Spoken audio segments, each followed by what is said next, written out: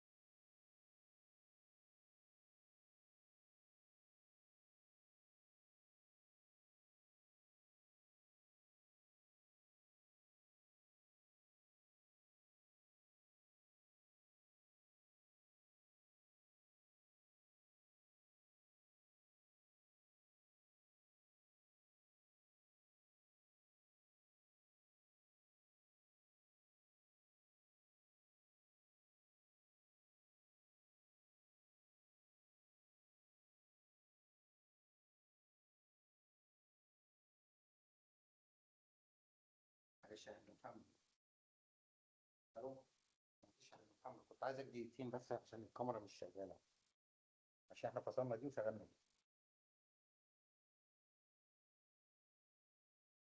مش دي دقيقه واحدة. يلا بقى نتفرج. ماشي يا عم. ماشي يا عم. لا لا، ما اشتغلتش. هي عايزه تظبط من جوه. ماشي يا سيدي.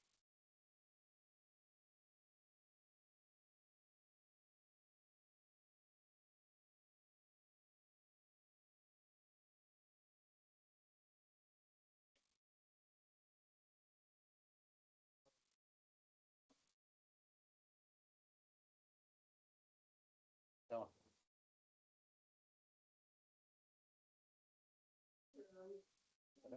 شغال؟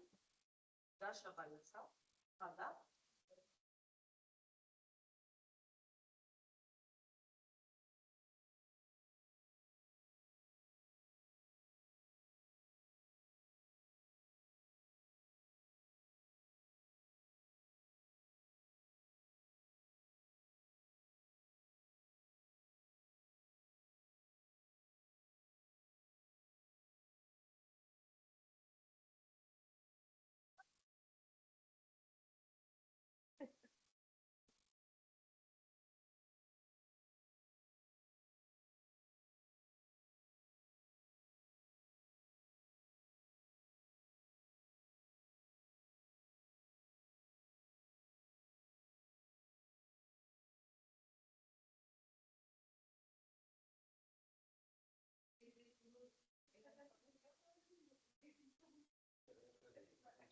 أنا فكرة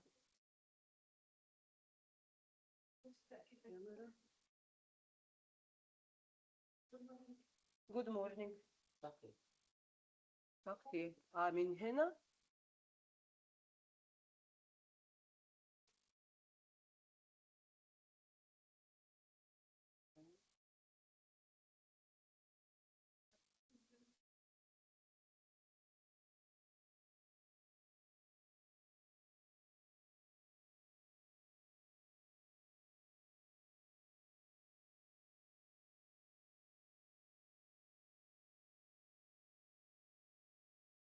The video isn't working.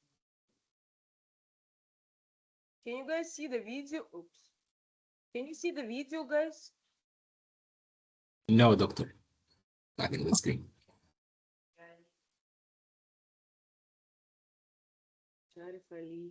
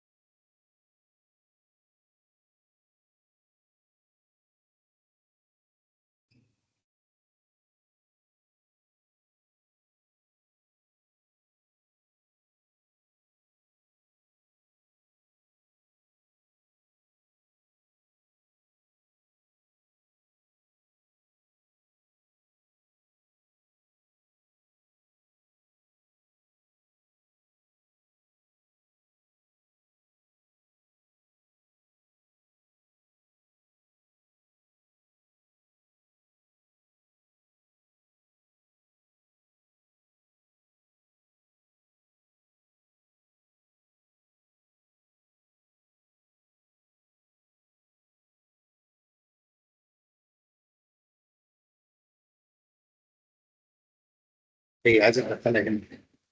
دخلها جوه يعني؟ إيه؟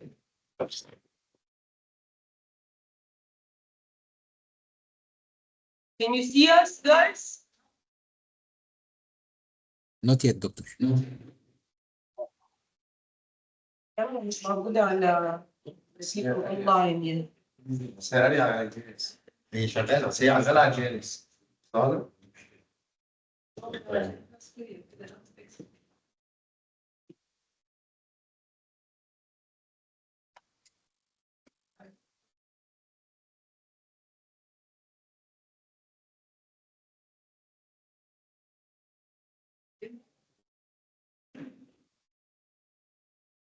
So we can see the camera now. You can? Yes, we see the doors.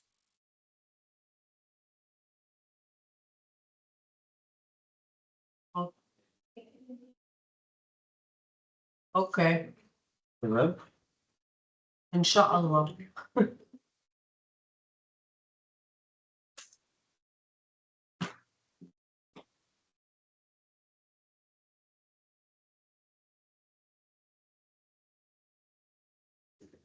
أنا ما فهمتش أنا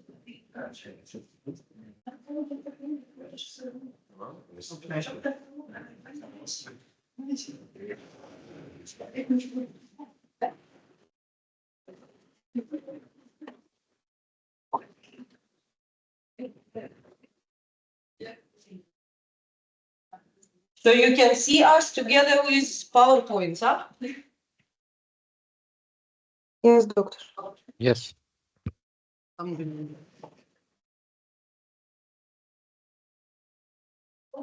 Any problems with the material until now? Yes. Yes.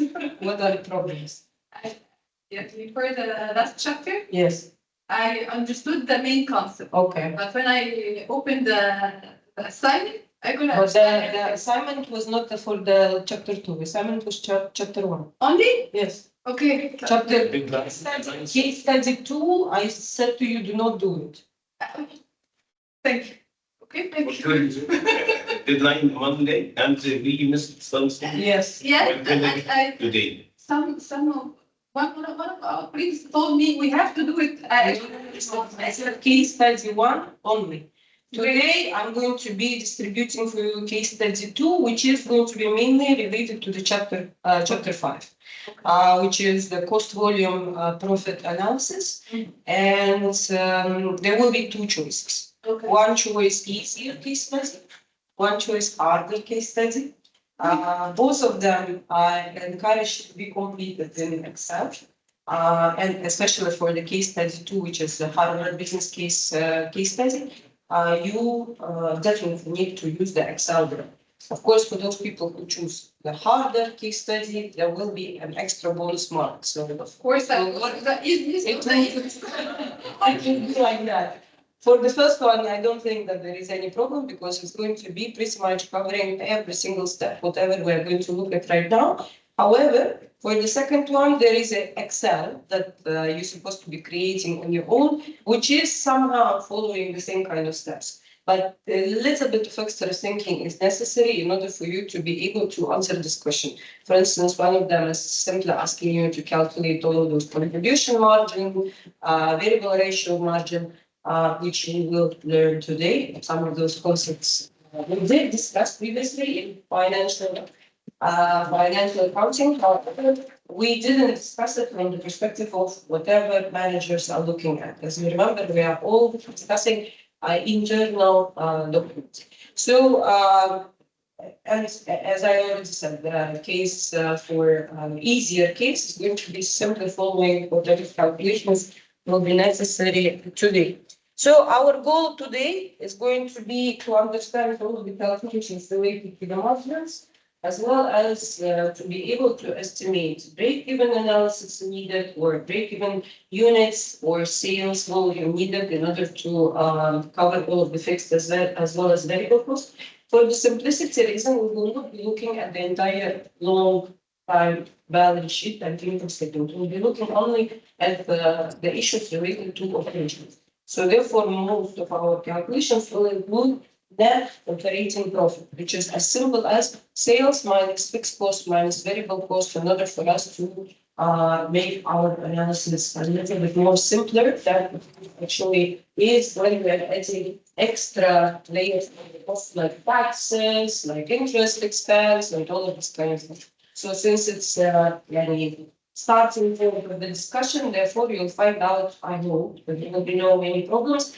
Except sometimes we're speaking about sales, sometimes we're speaking about dollars, sometimes we're speaking about units. This is wherever it might be confusion. But for the simplicity reasons, also we will assume these three things that will be letting us to calculate much more faster and arrive to the answers. One of the things that managers do assume in the real life is that the selling prices will remain constant.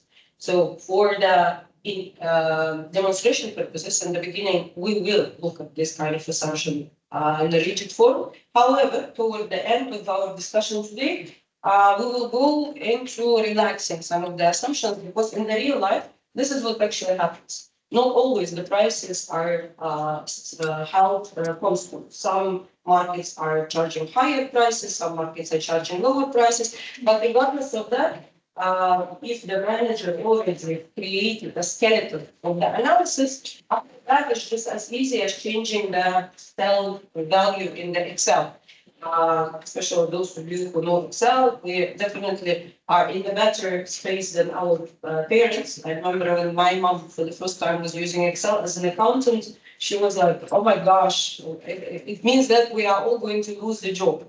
Because previously they were all calculating it and reporting it by hand. With Excel, it started to save so much time. The same stuff as right now happening, right? AI looks like it will be substituting a lot of jobs. However, the good news is that the new generation is not as knowledge oriented than the older generation, and I hope that all of us are older generation rather than the new kids who are thinking that AI is going to empower them and let them to become managers in no time. Very soon they will realize that without actually you understanding what AI is telling to you, you will not be capable to do any analysis. So, second assumption is that we will assume that the costs are linear, meaning that variable costs are changing together with the number of units sold, and the fixed cost will be assumed to be fixed.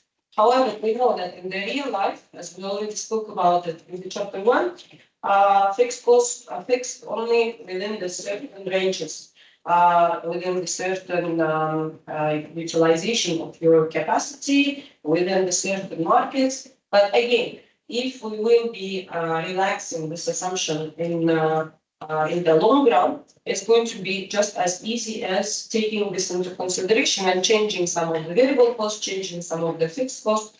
Variable costs mainly, remember, direct material, direct labor. So if I'm all of a sudden in the middle of my analysis, I'm finding out that there is an opportunity for me to use more expensive parts, and as a result, maybe to charge higher prices. Once I have this skeleton, it will be as easy as changing some of the assumptions, and the analysis is going to be carried over in the Excel with regard to calculation.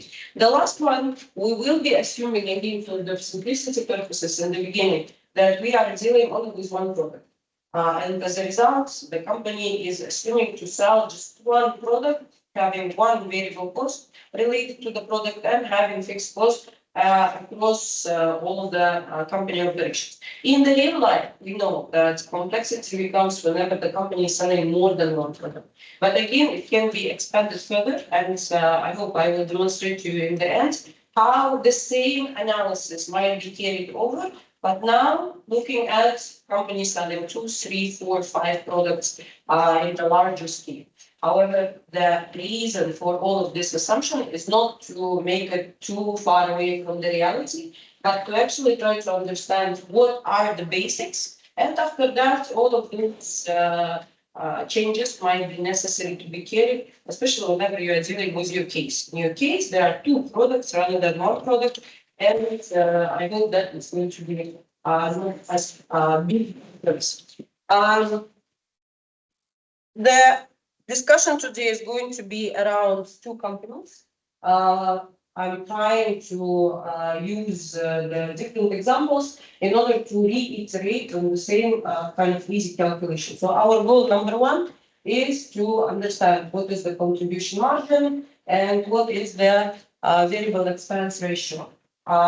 They are usually not covered for the financial statements analysis, as it is used mainly by managers in order to observe what's happening with the sales, as well as with the variable cost versus fixed cost. Yes. I know that that one would be today. Yes. Two cases. But I One case. Case one only. Two. Yes. Two, I ask you not to do. Okay. Because during the first lecture. Nice. So can I ask if everyone submitted, can I have a question about the first case? I do not think that everybody submitted, but I definitely, yes, I will definitely give you the feedback for your submission. If you No, not the feedback, I have a question. okay. I already did the question. Okay. I still didn't get to send it to you, but Okay. I want to just know. Okay, Mish, okay. In the break, we can address it. So, another thing, one of the first companies that we will be discussing is Starbucks. SMEs, small businesses. This is the main orientation of most of our discussions because majority of us are actually going to be working in those kind of small companies rather than the corporation. So we will be looking at the acoustic design, which is run by the guy who created some kind of sounds device. He placed the order with the Taiwanese manufacturer. He hired a small group of people based on his first volume of sales. And as a result, he is not finance major. He is using the advice of the accountants in order to be able to understand and answer some of the questions that he has. Majority of the managers are always concerned about some certain possible risks. What if my sales is not going to be as high? What if my contractors are going to be charging higher prices? What should be my volume as well as unit sales in order for me to be able to avoid any possible circumstances and still get my profits in there? So our discussion is going to be about this company together with the company producing the bikes. This is the original sheet that his accountant was able to create based on his observation and current conditions. So the first thing before doing any kind of ratio calculations is to present the balance sheet and income statements in contribution margin format. We looked at it in the chapter 1, right? What is the difference between the contribution margin format and the normal income statement? Contribution, I guess it's something fixed with the value. Okay, so variable costs are combined and subtracted from the sales in order to calculate something that we call contribution margin, which is letting us perceive how much of profits being generated, which would be going toward payments of the fixed costs that the company is having. So basically, it's nothing but income statements rearranged in the contribution margin format. Here, I would be able immediately to see the percentages. And as our discussion started, we will assume that those percentages will be kept the same throughout the operations. Again, in the real life, if any one of them changes, it just needs another extra calculation, which is going through the same steps of preparation of the contribution margin format and recalculating percentages. Nothing more or less different. The flow is always the same. We're starting from sales, minusing the variable cost total, getting our contribution margin, minusing our fixed costs, as well as getting our net operating income. Very basic format. Any questions here? No questions. All right. So, how to calculate our variable expense ratio is as easy as variable expenses divided by sales. Every single time whenever we're looking at the margins, it is division by sales ultimately. So variable cost in our case was 60,000. If I will divide it by total amount of sales 100,000, we can see that it is going to be 60%. What is the rest? This is our contribution margin ratio, which is always supposed to end up variable plus contribution margin supposed to be equal to 100%. And knowing one, we can find out the other one. I don't think that there is any problem with this calculation. No? Variable cost margin. And what is the contribution margin? Contribution margin is the difference between the sales and the variable costs. Contribution margin ratio is the sales minus variable cost divided by sales. So what's remaining of the sales is the things that I sold, and I sold and I got money for it. Revenue. Sales is my revenue. Okay. So subtract revenue minus variable cost to see how much is remaining before you're going to be paying your fixed cost. So the whole idea is to calculate how much percentage is contributed toward payment of any fixed expenses for every $1 that you are selling. So if, for instance, here it is 60% variable expense ratio, it means that for every $1 that I am going to be putting into my pocket, I am going to be ending up paying 60 cents. 60% out of $1 is 60 cents for variable cost. How much is remaining? 1 minus 0.6 is going to be 0.4, meaning that for every $1 of sales, I am going to be ending up having 40 cents, which might be used in order to pay for my remaining expenses, which are fixed expenses. Okay? Any questions here? So contribution margin, yes. So our calculations here, depending on the total amount of sales, right? Yes, yes, we are always dividing by total amount of sales. Not only the dividing, we are talking about all the calculation starting from the beginning. We are depending on the total amount of sales and its amount which we get from the sales, right?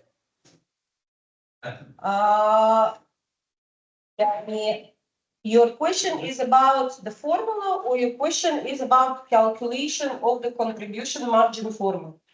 Anyways, we are only starting income statement with sales. That's our first number. So therefore, the contribution margin format is also starting with sales. You cannot start with any other number.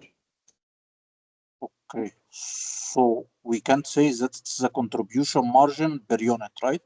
It's Yes, for all. no, this is contribution margin as a percentage, right? Whenever I'm going to be converting it into per unit, I have to take my variable expenses per unit divided by my sales per unit, مثلا, in order to calculate what's going to be the variable expense ratio per unit. Okay. Okay? Okay, thank you. No problem. With the 40% calculation here, it would be done in another manner. The contribution margin can be calculated by just taking one, which is sales. By the end of the day, the two parts which comprise the sales is the variable cost as well as the actual variable cost as well as the contribution amount that we are getting out of that. Both of them, contribution margin plus variable ratio, will be ending up having 1 in the end. So knowing one, we can always find out another. There are two opposite parts of each other. Any problem?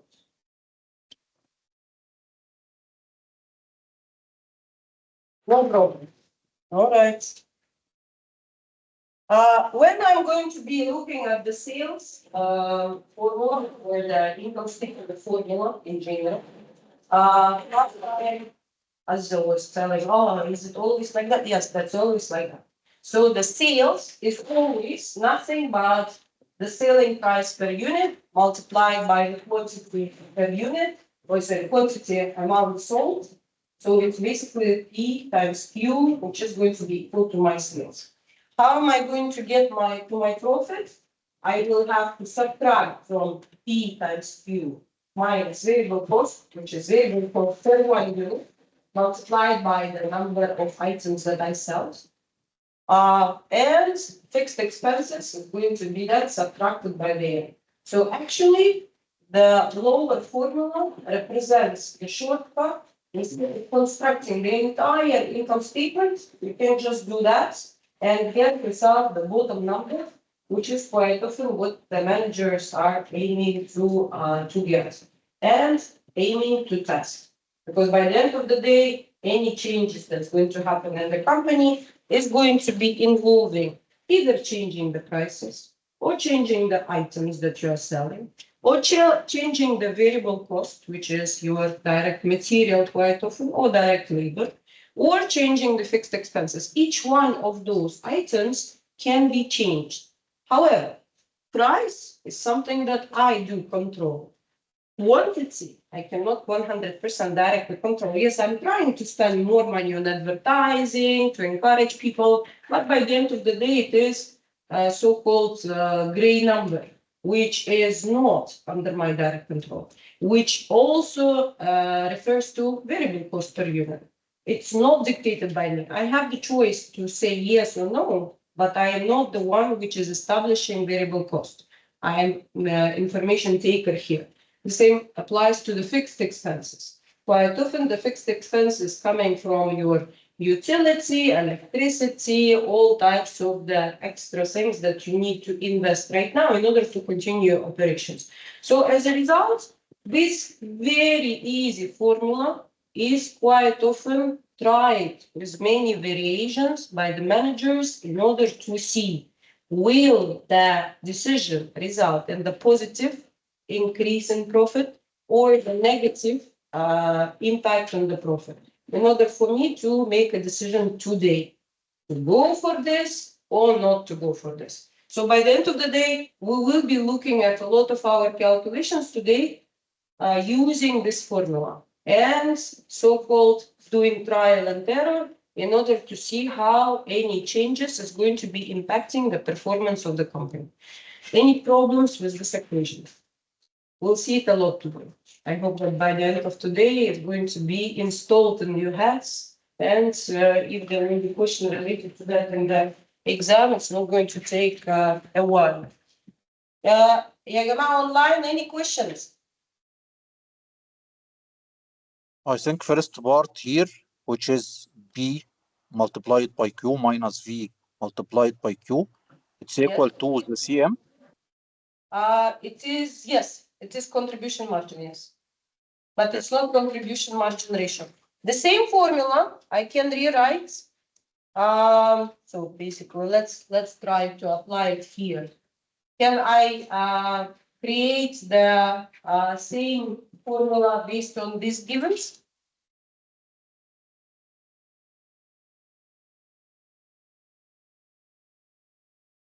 So yes, you're having the profit.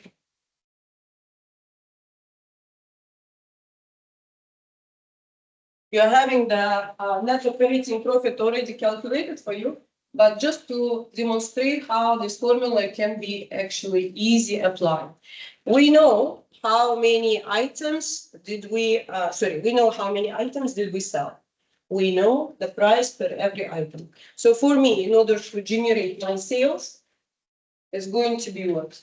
400 times 250. After that, I will have to subtract my variable cost, which is my variable cost per unit. I know that the variable cost per unit is 150 times quantity, which is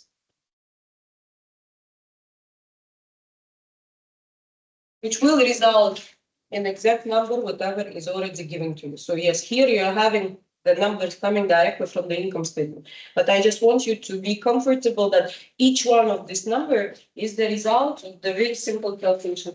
Minus fixed cost. Well, fixed cost is not calculated, it's usually coming as an input by the accountants. And we're having it here, 35,000. So I can actually calculate my profit of 5,000 following the same formula that I was just introducing to. Okay? Any questions? Now, when we are looking at the profit, we can also rewrite it as somebody already noticed inside of the inside of our online group. We can represent our sales minus variable cost through our ratios already. We are having unit contribution margin, which is an amount of money left after I sell 1 unit. I sell it for 250. I end up paying my variable cost 150. I'm left with $100 per 1 unit, which is my unit contribution margin. So if I will just do, instead of all of these calculations, if I will do 100 times the number of the units, in our case it's 400. So the profit can be also calculated now using the second formula. Unit contribution margin, which is nothing but the sales price minus variable cost per unit. In our case, it was 250 minus 150, which is going to be 100. 100, this is my unit contribution margin. Multiplied by quantity, 400, minus fixed cost will still be the same. Should result in exactly the same calculation. 100 times 400, that's going to be your 40,000. 40,000 minus 35 will result in exactly the same amount of net profit, 5,000. Any questions? It's the same calculation, but we are just rearranging something. For the sometimes simplicity, sometimes in order to get fast answer, whenever the manager just want to tackle something. The third formula is now using the ratio, not looking at the per unit contribution margin, but instead of that using contribution margin ratio, which will result in exactly the same outcome. Because I can get, Mr. Maxim is always very informative. Sales minus variable cost is going to be rewritten through our contribution margin ratio, which is, remember, contribution margin divided by sales, multiplied by sales. If you will do CM ratio, which is contribution margin divided by sales. So what you are doing here, by multiplying it by sales, you're actually just ending up to have only contribution margin minus the fixed costs. We are going to be ending up in exactly the same amount. What was the contribution margin ratio? In our case, it's 40%. 40% multiplied by sales, which is our 100,000, will end up having 40,000. Again, minus fixed cost, 35,000 will end up having the same 5,000.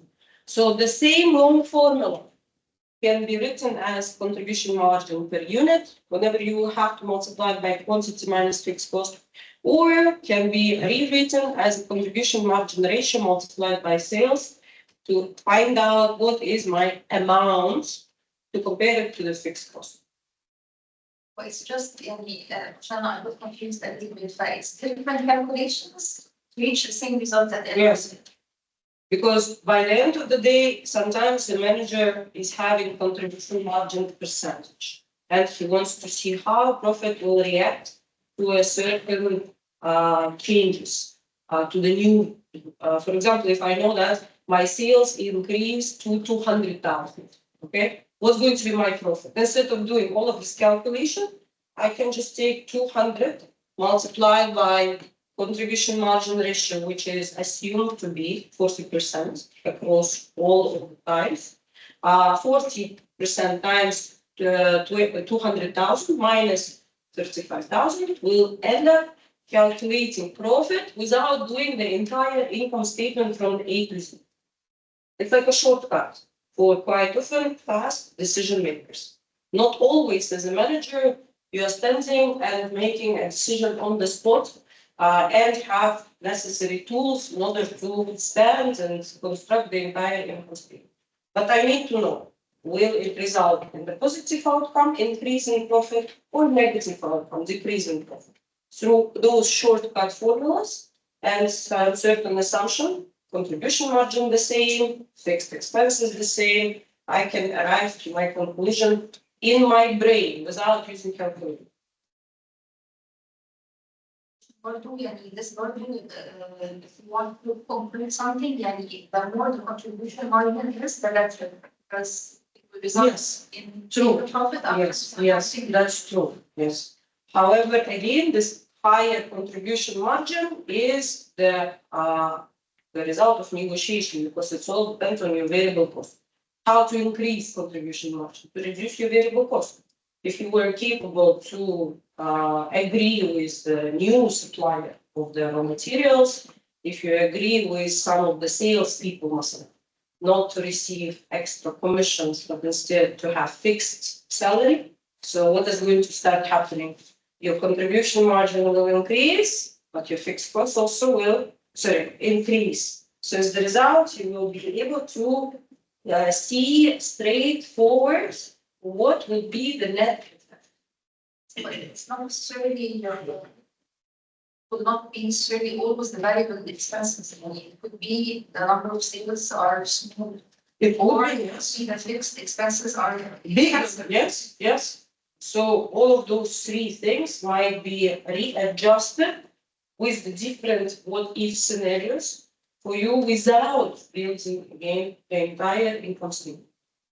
Okay? You do not always, as a manager, have the accountant sitting and listening to you on the phone. Sometimes you want fast decision making. So as a result, it's basically just putting different scenarios. What if my sales will increase by 20%? What if my variable cost will increase by 30%? What if my fixed cost will increase by 50%?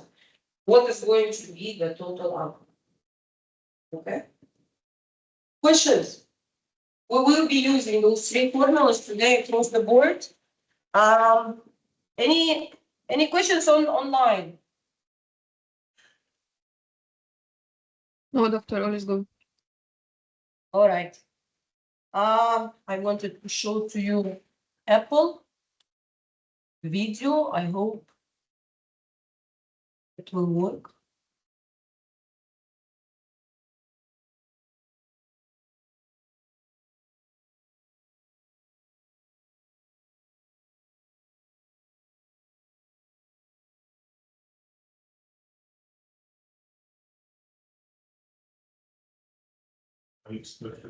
Initial the teams. It's not in the Teams. Share window, not sharing. I am sharing. Share window. video.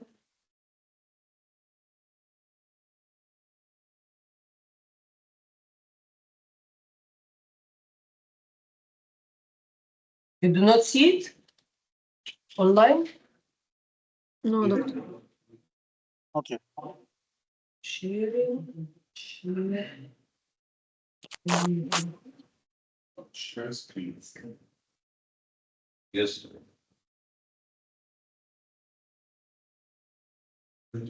Okay.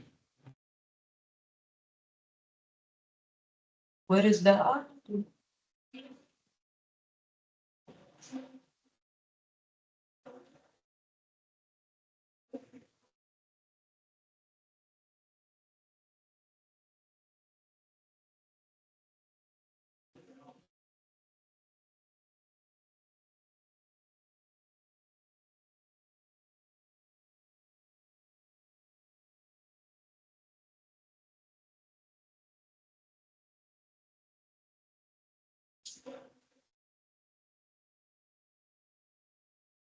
Doctor, the voice is not shared on Teams, but we can read the subtitle.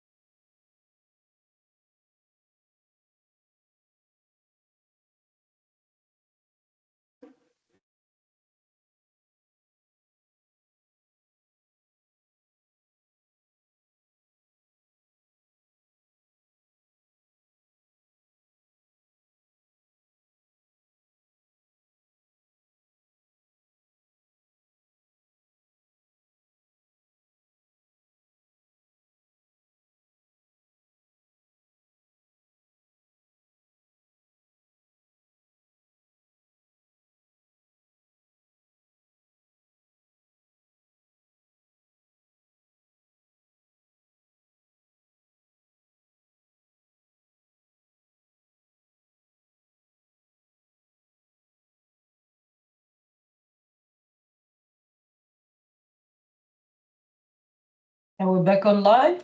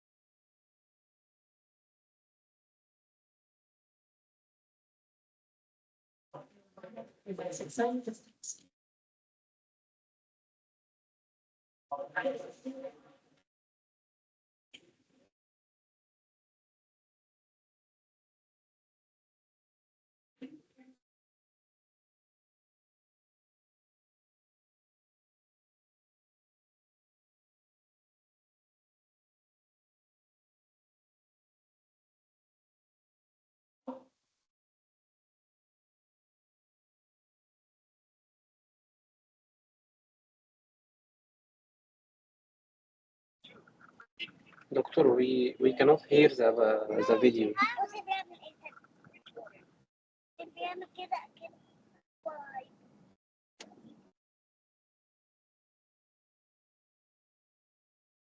Why? I just said it at the very beginning of the video, but no one replied to me.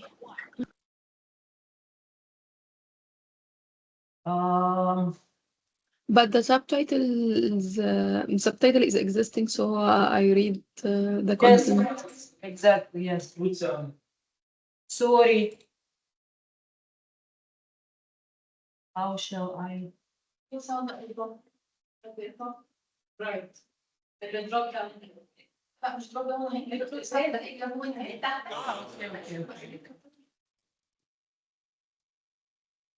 box with iPhones at no additional charge. Analysts told me that going with products from other brands, particularly those on the lower end, might have you wishing you had just paid the premium. A polishing cloth probably isn't that thing though. Sorry, those people who didn't hear.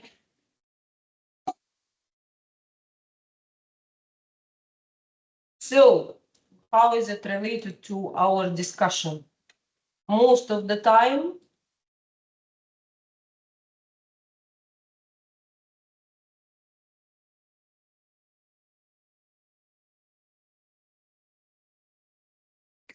Doctor, did you share these slides with us on email also, like the last lecture? yes, sure. Yes, I will. So you will be able to watch this link, which is not really related to accounting, but to indicate how the companies are choosing how to price the items in order for people to actually be more loyal sometimes, or in a lot of cases, to sell something very cheap. However, the order is on the waiting list. Whatever he was trying to show is that such a simple item as the wiping clothes is actually having 2 months waiting list for the people wishing to pay extra $19 in order to just be a premium customers. How is Apple deciding about that? First of all, definitely is marketing research. This is wherever our contribution margin is going to be tested based on the price as well as sales price variation. Definitely, whenever they were choosing $19 price range, they were looking at how much it will cost them. Probably it doesn't cost them more than $5, and on the bigger quantity maybe. And then investigating what would be the desirable price that the customers will be wishing to pay in order for them to psychologically not be triggered, not to feel that they're buying something very cheap, or to feel that they are overpaying for something that really doesn't worsen. So by the end of the day, yes, contribution margin is some serious game or some serious thinking that the managers need to make. Here is another example to go through the same calculations. Now looking at the company, which is Rising Bicycle Company, and we are having the information about them, that they are selling 1,000 units and 200,000 sales, 120,000 in variable expenses. If I know that the price and variable expenses are already included into that, I can very easily calculate what's going to be my price per unit as well as my variable cost per unit in order for me to start my calculation. So variable expense ratio here is as easy as my variable expenses divided by my sales. Also, by coincidence here, it is 60%, the same way as there. And as a result, my contribution margin is my 80,000 divided by 200,000, which happens to be 40%, the same way as before. However, we are using here different numbers of the sales as well as variable expenses. If now I'm going to be in need of predicting what is going to be an effect on my net profit income, instead of again constructing the entire income statement, although they went the extra mile and they actually prepared it for you under the old scenario as well as under the new scenario. I mean, long pathway is going to be just to pre-prepare the income statement, and after that, just to see what is going to be the difference in the net operating profit. But instead of that, if I know that my contribution margin is 40%, and I know that when I go from 400 to 500, my sales will increase by 50,000, it's going to be very easy to be done just by calculating old sales versus new sales, or taking the difference between the number of the items, which is 100, multiplied by $500 per unit. 10 multiplied by 100 is going to 100 multiplied by 500 is going to be 50,000 times 40%, which is our contribution margin, will already get for me my bottom number of 20,000. As you can see, under the current level of 400 in our prediction, the net profit is equal to zero, which we will come to the discussion when we will look at our break-even point. Because quite often this is the number that the managers want to know before they start any operations in order to evaluate whether they will have enough market, whether they will have enough potential in order to cover their fixed as well as operating expenses, as well as start generating any kind of profit. When we're looking at again those ratios that we looked at previously, contribution margin multiplied by number of sales, we already know, minus fixed expenses is going to result in our estimation of the profit as it was indicated before. So our 40% multiplied by 250 minus our fixed cost 80,000 will result in exactly the same number of the calculation that we just saw in the income statement, and we were capable to predict when we just know two items: contribution margin, the new level of sales, as well as fixed cost, which is assumed to be fixed. So two calculations are identical. Let's try to see what's going to be TM ratio for Coffee Clutch. Our selling price is 1.49. Our variable expenses is 0.36. Contribution margin.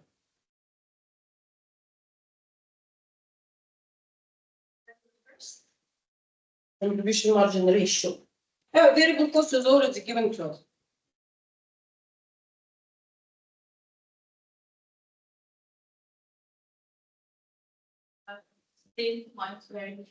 Okay.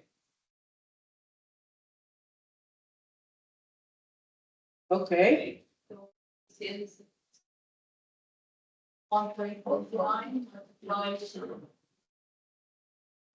By the way, do you think the answer will be different if we start to multiply by quantities? No, because sales is price multiplied by quantity. Variable cost is price multiplied by quantity, right? And the denominator price minus variable cost divided by variable cost per unit. If you are interested in estimating the total amounts, yes, choose the long aspect. But whenever it is just as easy as the ratio, it doesn't really matter. Are you doing per unit or you are doing per total amount of quantity? So sales per unit, it was 1.49 minus 0.36 divided by 1.49. Come.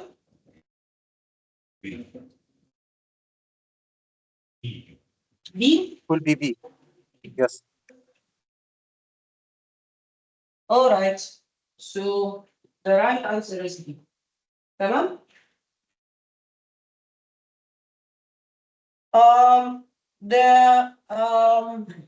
Most of the time, the managers are not really interested to find out what is going to be my sales, because it's as easy as price multiplied by quantity. They want another types of the analysis.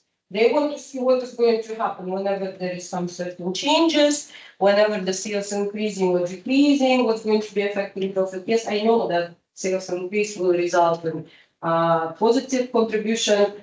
Sales decrease will result in negative contribution. But quite often, the direction is not the one that we're looking for. Sometimes I want to know amount, by how much it is going to be increasing or decreasing, in order for me to answer much more deeper question. Should I continue operating? Should I just get close and get out of my business? Whenever there is a certain percentage of sales is expected, which is quite often also something to be discussed with the managers, as they know or they can estimate. For example, if I will put more salespeople based on the market research, I know that I will be capable to attract extra 10% of the customers in this market. Or whenever there is a population growth in Egypt is happening by around 10% per year, I would expect, if I am Juhaina, that my sales is going to increase by approximately 10% every single year, regardless of me adding the new product or not, simply because the number of consumers is going to be higher. Or if I know that the GDP per capita is increasing, I can be estimating that my price per unit will be also increasing by a slight percentage of that in order to be able to see what is going to be the effect. So all of those percentages are not really assumptions. They are coming from the market data generated by the marketing department together with the financial department. So it's very much important to include all of those observable numbers in order for me to see today and predict what might happen with my company tomorrow. What will be the break-even point? That's another step, as well as what is the amount that of the units that I need to sell in order for me to reach the break-even point, and see how sensitive is my production to any changes in the all types of the costs. So we'll continue with our company, which was Acoustic Concepts. And here they are thinking about increasing the sales from 400 to 450 units. What would be the monthly profit? Can we estimate? Can we predict what is going to be the impact on the monthly profit whenever the number of units is expected to be higher than it was before? So 400 before, 450 after. So one of the ways to do that is actually to complete the entire calculation. As here we're having the base year, we're having for 400 units. So all the only thing for me to be able to predict, it would be the long way. 450 multiplied by 250, okay? It's my new sales. 112. 112? I guess we can do the percentages. 100. 112 and 500. Well, 500. My variable cost is going to be 400 times 150.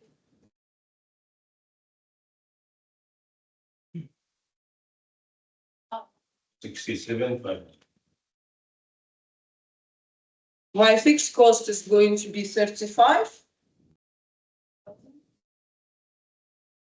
So this minus this minus this, the net profit is going to be 10,000. how much? 10,000? Yes, it will be 10,000. Yes, It will be 10,000. doubled.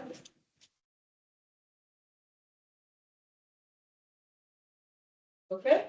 So the long way is just to go through all of those calculations. However, the short way is going to be to start using any of those three formulas that we were looking at. So if we will just do P times Q minus V times Q minus fixed cost, we will end up in exactly the same 10,000 that we have calculated if you're building the entire income statement. Okay. The other formula was to use our unit contribution margin. In our case, it is 100 items, no, 100 multiplied by the quantity, which is going to be our 450 minus fixed expenses. We will get the same type of the answer of 10,000. Or we can be using the formula of the contribution margin ratio, which will be multiplied by the new level of sales minus the fixed cost, which is going to result in exactly the same number of 10,000. 0.4 multiplied by the new sales, which is our price multiplied by quantity minus the fixed cost, will result in 10,000 as well. So without building again the income statement, we will have somehow much more easier life to do all of those calculations within the short period of time. Quite often there is even more shortcut formula.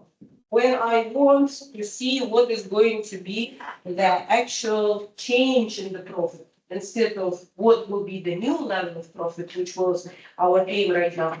10,000 is not change. 10,000, this is the new level of profit. What is the change? 10,000 minus 5,000.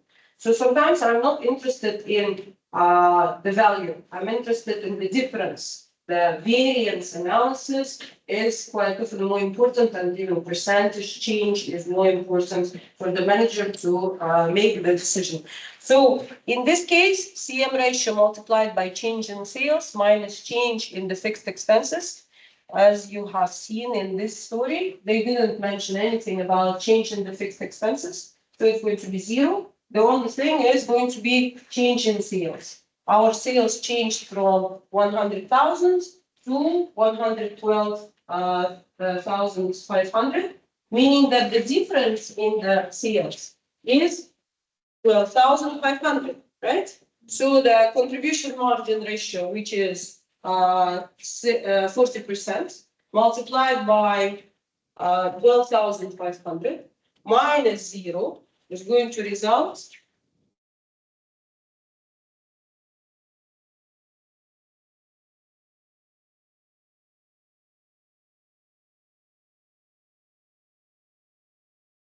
in how much? 5,000. 5,000. So we can get into this 5,000 just doing the long way, 10,000 minus 5,000. But remember that it's still a long way, because here I'm giving to you the initial income statement and contribution margin way. We have calculated another one with the new sales. Whenever you are short in time, contribution margin ratio can help you to answer a lot of questions without going through building income statement from zero. Okay? Very helpful formula in order for us to quite often make a decision. Question? Yes, please. Yes? Here in the formula, we are Yes. talking about minus change in fixed cost. Also, in the beginning of the lecture, we agreed that we have three assumptions. One of these assumptions is that we are assuming that the cost will be constant. So why here? Because although, and that's why in our calculation here, the change in fixed expenses is zero, according to our assumption. However, whenever we are trying to bring up the use of this formula in the normal scenario, which quite often doesn't give you a luxury of change in the fixed expenses to be equal to zero. So knowing this formula can let you to get into those calculations, even if you are deviating from easy assumptions. Fixed cost changing with the new levels of sales quite often, with the going into another market, with expanding and increasing your, reaching your full utilization of the capacity. But here's a change, as we agreed in the first lecture, that the change in the fixed cost, it will be step increase. No, I am talking about in reality. If we are facing increase in fixed cost, it will be step increase. So it will be a huge amount. Yes. And that's why maybe you will tell no to some certain reason. So for instance, if somebody is telling to you that the variable cost is going to be the same, the sales is going to be kept the same, but we will need to build another factory, so our bills for utility, electricity is going to increase. Most probably here, change in the profit is going to result in the negative amount. Yes, that's the point. That's why I'm asking why here we have the change in fixed expense. But it's okay. So as it's zero, so it has no effect. Okay. Yes, here we are assuming that it doesn't have any effect. But see, whenever you as a manager is using this formula in order to be able to, how can I say, find a solution, if for instance, your change in the fixed expenses is extra 35,000 simply because you increased your capacity, your answer to the marketing team is going to be no, I will not go into that unless you are going to be ensuring that the change in the sales is going to be sufficient, big enough in order for me to cover my change in the fixed expenses. Yes, totally agree. Okay? Okay. So this formula is not really a finance formula. This formula is for us to be able to not only to have an answer, yes or no, but also to look for the solutions. Because each one of these Doctor, we can- elements, yes, to be able to press the buttons that are under your control. Okay.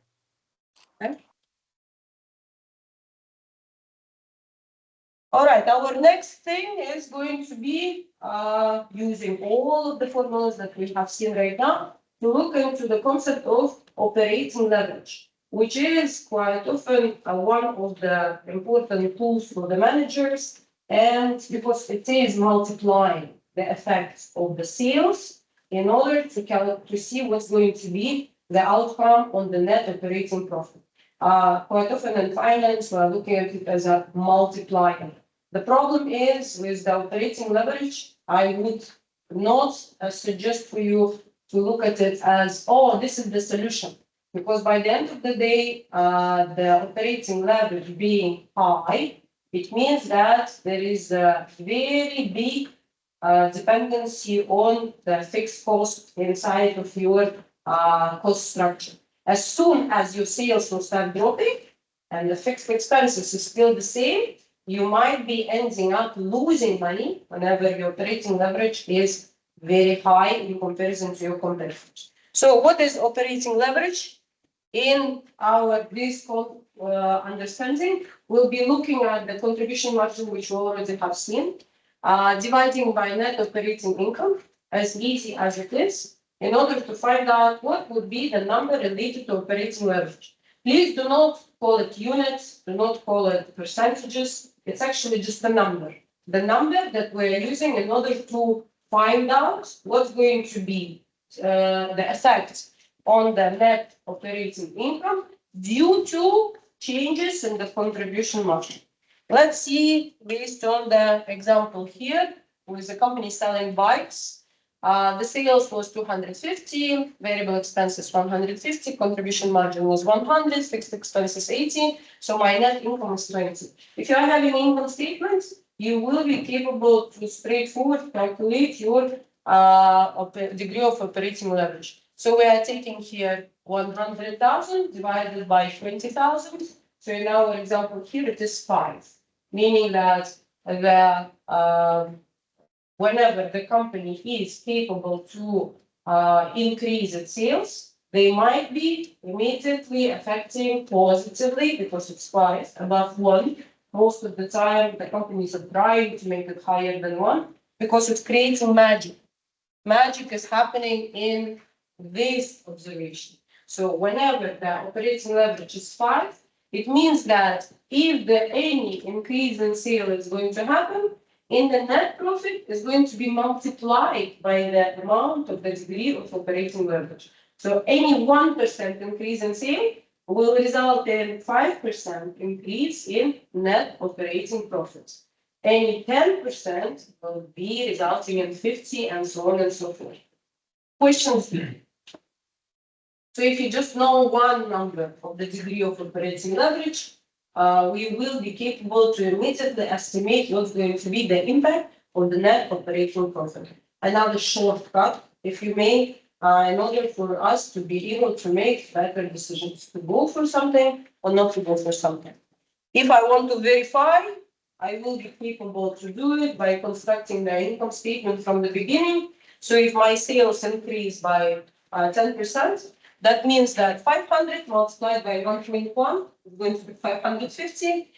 Keeping in mind all of the items the same as it was before, so price per unit was 500, and variable cost per unit was $300.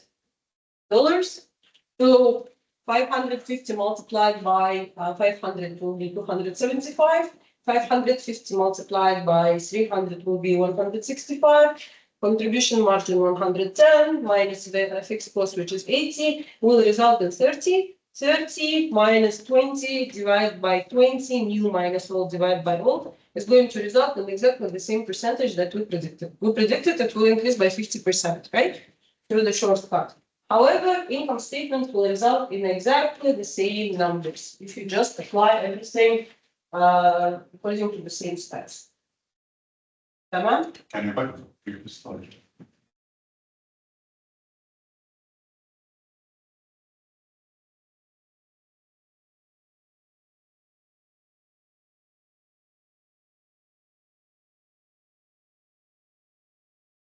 What is the question? What is the operating leverage? The amount that shows to you by how much your changes in the level of sales will result in changes in the net operating profit. Why? Because of the composition or the relationship between the sales and variable cost as they exist at the moment.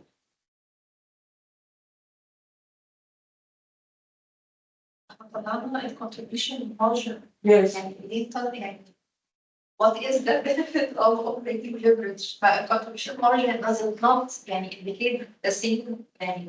It might, but if you're going through the longer steps. Remember, in order for me to find out what will be the change percentage in profit, you needed to do contribution margin times sales minus fixed cost in order to find out new sales levels, huh? Yes. In order for you to find out the percentage change in the sales, you will need to still. Not only the new level, the new percentage of sales, also the profit, the remaining profit. Yes, but still, here the answer is given to you by how much percent it will increase. The initial calculation, which is contribution margin ratio times sales minus fixed cost, it will be only letting you to know how much will be the profit. But quite often it's not about how much, it's about by how much percentage it will change. In order for you to answer this question, you will need to do two calculations. You will need to find out the profit before, profit after, and then do new minus old divided by old. But this way, you just basically calculating the predicted percentage change without the need of going through the entire income statement preparation. Okay, so it's still contribution margin multiplied by the contribution margin divided by net profit, net operating profit will get for you the, again, if the contribution margin is the same, fixed cost is the same, will get for you the degree of operating leverage, which is one number by which you just multiply any increase in sales promised. So somebody is coming to you and saying, we're having a very great proposal to advertise Nile University. As a result, we are going to be increasing enrollment by 20%. In order for you not to do all of this calculation, and you know that right now operating leverage is 10, you immediately can see by how much your net profit will increase. Okay, which will allow you already to think globally. If my sales will increase by 50%, sorry, if my net operating profit will increase by 50%, maybe I will be able to hire some more people. Maybe I will be able to construct more buildings. So this way, we are actually looking ahead and planning in order for the company strategy not to be dependent on me constantly being on the go with accounting. Okay, so it's like shortcut numbers instead of going through all of the balance sheet and income statement in order for you to arrive to some certain direction and amount. Okay, any more questions here? Yes. So here higher the better, right? Yes, yes. It's actually yes. Here, since the degree of operating leverage is high, it means that yes, as soon as your sales are increasing, your net operating profit is increasing by more times Why? Because you are having fixed expenses. Tamam? Okay. By But the it's- way, Matching the this risk, is, which is what? is it matching the risk calculation? Yes, the higher the degree of operating leverage, the higher is the risk, yes. Because the same calculations are applicable in the opposite direction. If your actual sales will be lower by 10%, it means that net operating profit will be lower by 50%. So if I will be doing 450, minus the variable cost and stuff like this, you will find out that the actual net operating profit is going to be only 10,000, which is very risky. So the high operating leverage is only good news under one condition. When you are increasing sales, as soon as your sales is not going to be increasing, which happened during the COVID, by the way. The ideal example, all of those restaurants that opened just before the COVID, their operating leverage was pretty much high because they bought tables, rented the locations, thinking, or Eid is coming, my sales are going to be skyrocketing since the customers are going to be going into the restaurants. Closure of all of the eatery places resulted in fixed costs still being there. However, there is no any customers coming and being served. So immediate effect we could see when a lot of companies went bankrupt and the government had to interfere by asking the banks to be, freeze the debts and let the borrowers not to pay the percentage and stuff like this. Yes, it is good news. When you are in the growing economy and in the business model which is capable to attract new customers. However, as soon as you are dealing with very vulnerable market, not very predicted economical environment, you will find out that it will be immediate opposite effects. Reduction by 50%. So we can yes. the rule here that the higher the risk, right? The higher the operating leverage, the better it is for the company under condition of increased sales. That's a general rule. Okay. Right? As soon as the sales are not increasing, the high operating leverage is not a solution. How to solve the problem, by the way? What can I do in order to reduce my operating leverage? Reduce fixed cost, make it more variable. Cost reduction. Okay, but not all cost reduction, right? So it's like relocating something from one pile to another, which actually, if you think about it, is not as easy to do. Whenever we're speaking about as easy solution as a reduction of the fixed cost, increasing the impact on the variable, it means that you actually have to spend more money. Like for instance, electricity. Quite often for one building, it's a fixed cost. You may shift it into the variable, as we already discussed, if you will just put the meters. However, indirectly, it will increase another fixed cost because right now you will be spending on the equipment, which is going to be depreciated. Yes, over the long run, maybe it will work out. However, you need to be very much careful in regards to the decision you're making now. And unfortunately, this investment is going to be out of your pocket now. Yes, strategic study, looking into the 5 years in the future and seeing what would be environment. Because in me trying to reduce my fixed cost, I will try to do it under one condition. Whenever I think that the market is not going to grow that much. Yeah, so in this case, I would have to have a look at my options. Either to go to another market, which is better than this one, like HP did. Whenever they were looking 10 years ago into computers market, personal computers, they found out that it's a very cyclical industry. They were selling computers, and for 5 years, the customers were not coming in, although they were spreading out throughout the world. However, the software and all of these applications were much more ongoing basis. The customers were charged. So what they started to think about, shifting the operations from from computers only into the software. They bought 3 companies under their control in order to be able to tackle this issue of sales not increasing in the current market moment. Okay, so there are different solutions. Of course, reduction of the fixed cost is just one of them. However, it might be other types of the strategic decisions that manager might be wishing to do. Sorry, but I didn't get this point. Whenever we are dealing with expecting that the market is going to go down, right? If مثلا I know that in the future, because there is some kind of disease, the tourists are going to be coming less into Egypt. And I'm right now a hotel manager. تمام? Unfortunately, I will have to face a decision of reducing my operating leverage, which can be done by changing the allocation between fixed and variable costs. Because usually the operating leverage being high is whenever the fixed cost is higher than any other companies. Okay?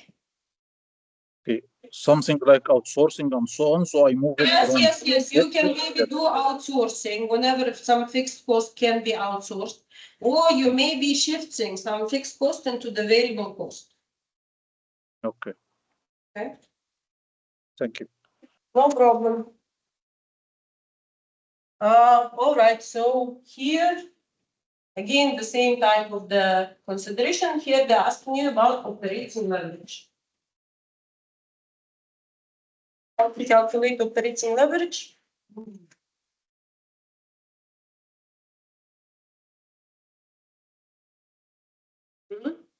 How much is contribution margin?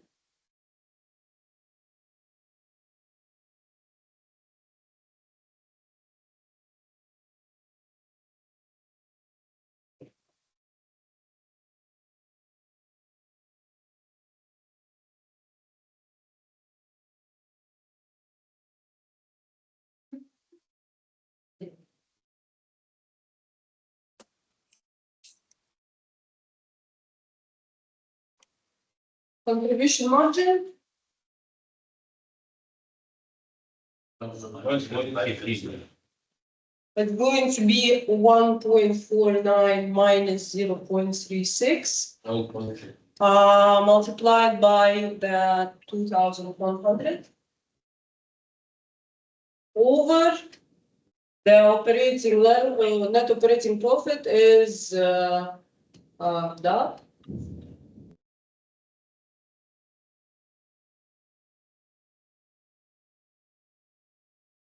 Minus fixed cost, which is 1,750. How much? Will be number 8. Number 8? Yeah. Did everybody get the same answer? I didn't get it because my mobile is about to be. It's 9.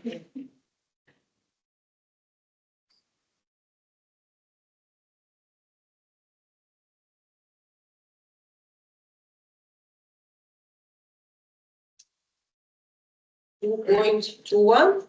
You sugar?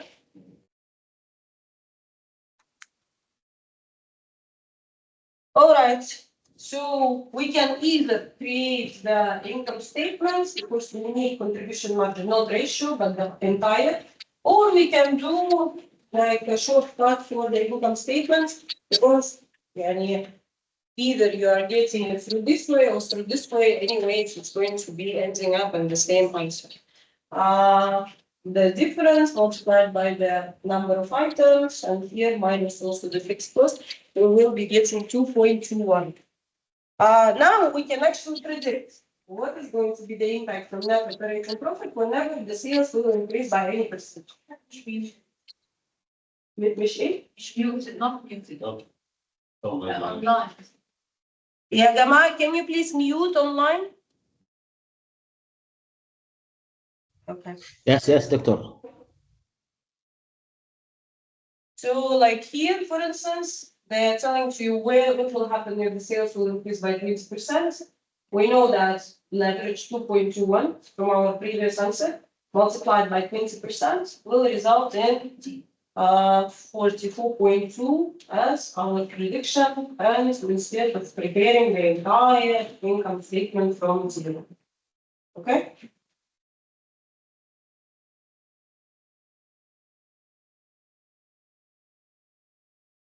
We can actually check whether it will be the case or not. It should. What is the option? Is to go through all the income statement, new income statement, and after that to see the difference between the new minus old divided by the old. So with our 2,100, which was the initial one, how did I get 2,520? I know that it's 20% increase in sales. So it's going to be 2,100 multiplied by 1.2 in order to get 2,520.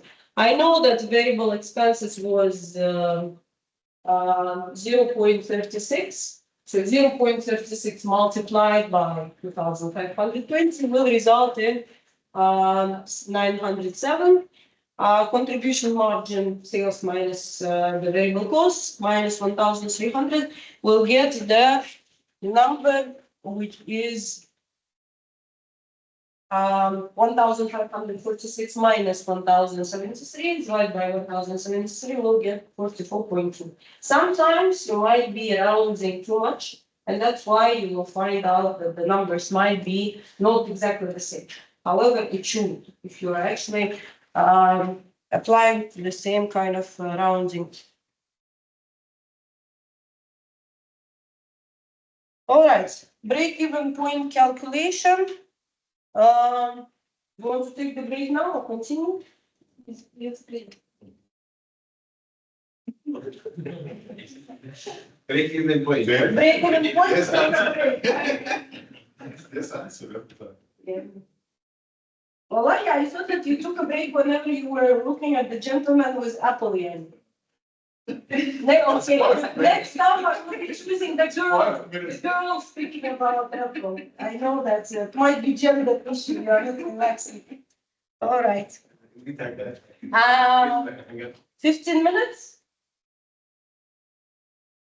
Right now it is. It's a lot of easy equation.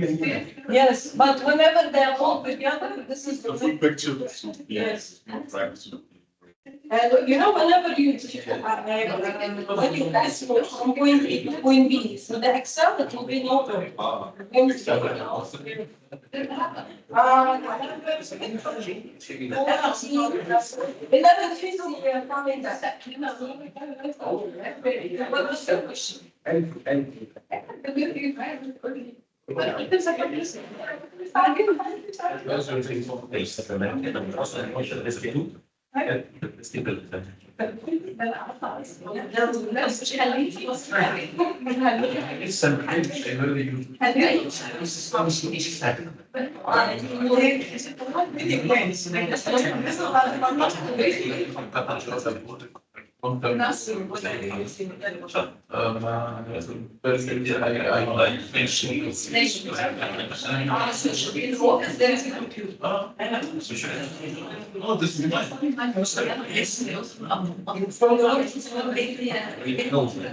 I can, but they won't give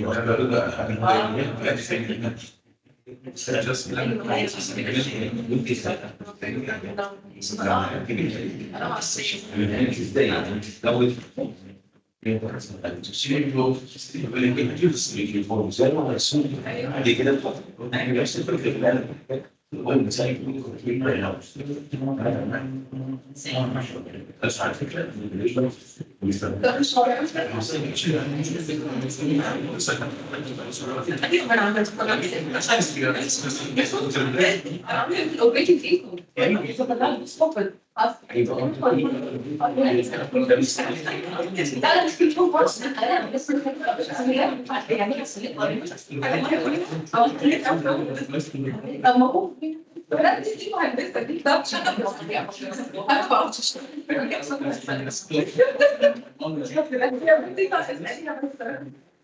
Okay,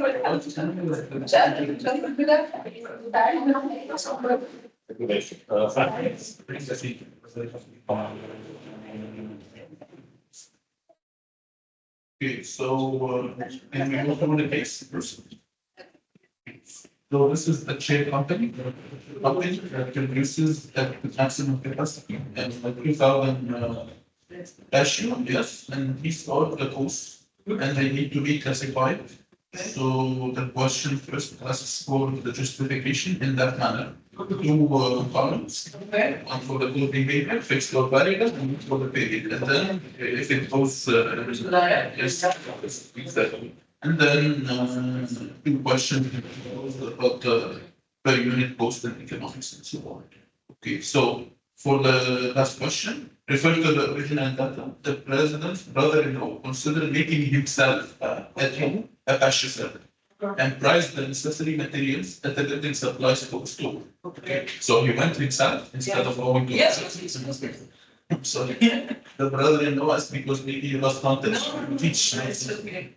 President, if he could purchase a pasture from the store itself at cost, then the president agreed to let him do so. Now, the first one, do you think they will match the same cost? And definitely not, because the factory has a lot of overhead and leasing and that. But if the guy brings the wood and doesn't make sense. Now, because the company is operating at full capacity, what cost term in the chapter might justify the president charging the full regular price to the brother-in-law? He's selling the cost. It is somehow related to the differential cost, but there is something else. In the chapter mentioned? In the book, do not go into the. No, The book is attached. I do that, but I always lose time and efficiency, and people blame me. Really, I am the only guy who studies using textbooks, and instead of practicing answers and questions, I go to the exam. You know what? These kids are dumb. They just study for the exam. I studied, That's true. and now I fail every exam. Really? Did you read for the CFA again? Yes, fuck me. Yes, I feel so bad. Yes, second time. Yes, This was the level. and I one studied two. Because one of my. and I feel maybe 500 hours. You know, I went through the curriculum chapters maybe twice. I finished the whole curriculum, This is what. but I don't practice the question. You need to practice the question. This is the answer and the question, and not read how are the derivatives That's true. built on Yes. and what are the Chicago That's- Mercantile Exchange and the traders. But I'm very surprised why you didn't learn on your mistake in the first time. I have been stubborn since high school. You know, I wasted even my parents' money. This is Because very lovely. with me, what went better was definitely to go through the chat. And not only through the Schweizer CFA. And then I have a after friend who chat, is shorter, yes. CFP, and now he's blaming himself. You know what? I need to learn this. I need to study. You know what? The first day he didn't go through any of these. Yes. Just watch Wizard. Yes. Answer question. Exactly. Answer question. Yes. Answer question. But not only يعني CFA by itself has mock exams. I finished that. I started mock exam 2 days or 3 before. And the Schweizer test bank, if you're actually capable to buy it on your computer, you're doing even better job. I Because heard that, but I because never. the problem is whenever you are getting a sub-printed version. Like Oh, I so but I bet myself when you will assign the host that you would ask me and I would tell you that I did the second time. يعني the fresh graduate students just did your CFA level 1. I believe that she will be sitting CFA level 2. Certainly, now I need to finish it while I've been long time. I need to. And you know, especially whenever you fail 2 times, you start losing the interest. Yes, that's the point, yeah. Why would I finish it when I'm 30s? Yes, but still, And I yes, still advise you. But the remote exams, they are doing you Schweizer. know, in order to get the financing from the bank itself, you should spend money on me. And even I will sign the commitment and then I went through a lot of struggles with the HR, so you know, I'll consider it later. Because the best bank which you can upload. Because now it's fresh in my mind. Yes, that's fine. You just go through the exercise, answer question, answer No, question. no, Is there anything? Why the Schweizer test bank is better than just getting, for example, pilot version? Because in the on computer application. You can, by yourself, shuffle. Ask the exam master to be exactly the same as it was in the CFA. But actually, the CFA question bank itself online, Yes. the platform, Mm. it's the same efficient. True, but it's not that amount of questions. And my problem was not that I didn't study a very specific question or a very complicated question. It's just I forgot the economics. I understand economics very well. My bachelor was economics, but I didn't go through the equation very well of the currency or petrol. Yes, yes. So it was just a refresher. If I just refresh me, Even arbitrage are teaching in the bachelor level. yeah. The senior students are taking. I even told you I made a mistake while pricing a dividend discount model Mm. because I forgot just to discount the terminal value and so on. And I remembered it in our book. And see my Oh. work is valuation. So yeah. Best of luck. Thank you. But my students who were doing the CFA evaluation research challenge, they were, I was upset that they were not I met selected. and I asked her to do a partnership with the CFA. So the students get a discount. Yes. Level one. She was telling The me challenge give them that opportunity because there is a scholarship for right now for the CFA research challenge participants, yes. the late Mervat Aminia. They have a challenge and I miss it. I can't apply because I haven't been in a public university Mm, or still a student. So I'm not eligible. that's true. Yeah, Yeah, so I missed it. that's So kids here cannot also apply why, because they are not in a public university. but it is They legal. are, what It is a real university. is it? It is, yes. I don't think it No, not but university. it's not public. But, It's not Cairo or Ain Shams. It's not Helwan. I'm sorry, but Ain Shams is not, I think the Nile University is in the same category as Ain Shams. Sure, they pay here and how much. How much? Here, Yes. here it's 140K, 170K For what? for a year. For bachelor? And then Shams? The same story. 50. And that's. No. I saw that we are the same.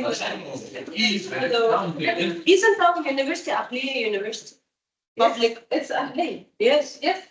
So it is public. No, that was not, that just, no, not public.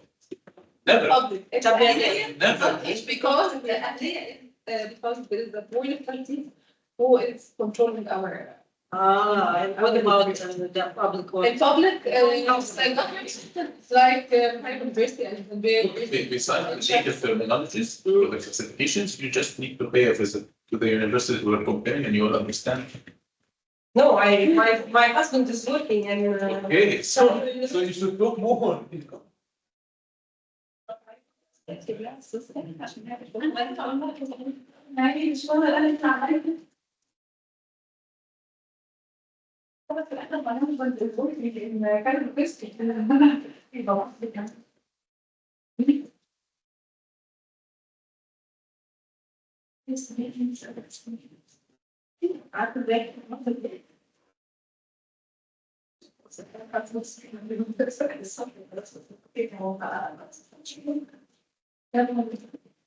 الإجابة بتاعت الإجابة ما كملتش قلت بقى أنا عايز كانت الشارع فيها في 25 منهم تاني السنة ولا صعب أنا بقى انهارت بإزاي؟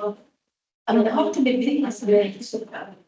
انهارت وأنا في طب الراحة طب شو بصي عامل كذا طب بص بتاعه أنا سؤال بس 160 ولا 150 لا 150 في الريفينيو ده كان 160 أنت زمان بالبلد المانيفاكتشر هو ده اللي كان ملخبطني بقى قعدت كده مرة كده هو تاني مرة بس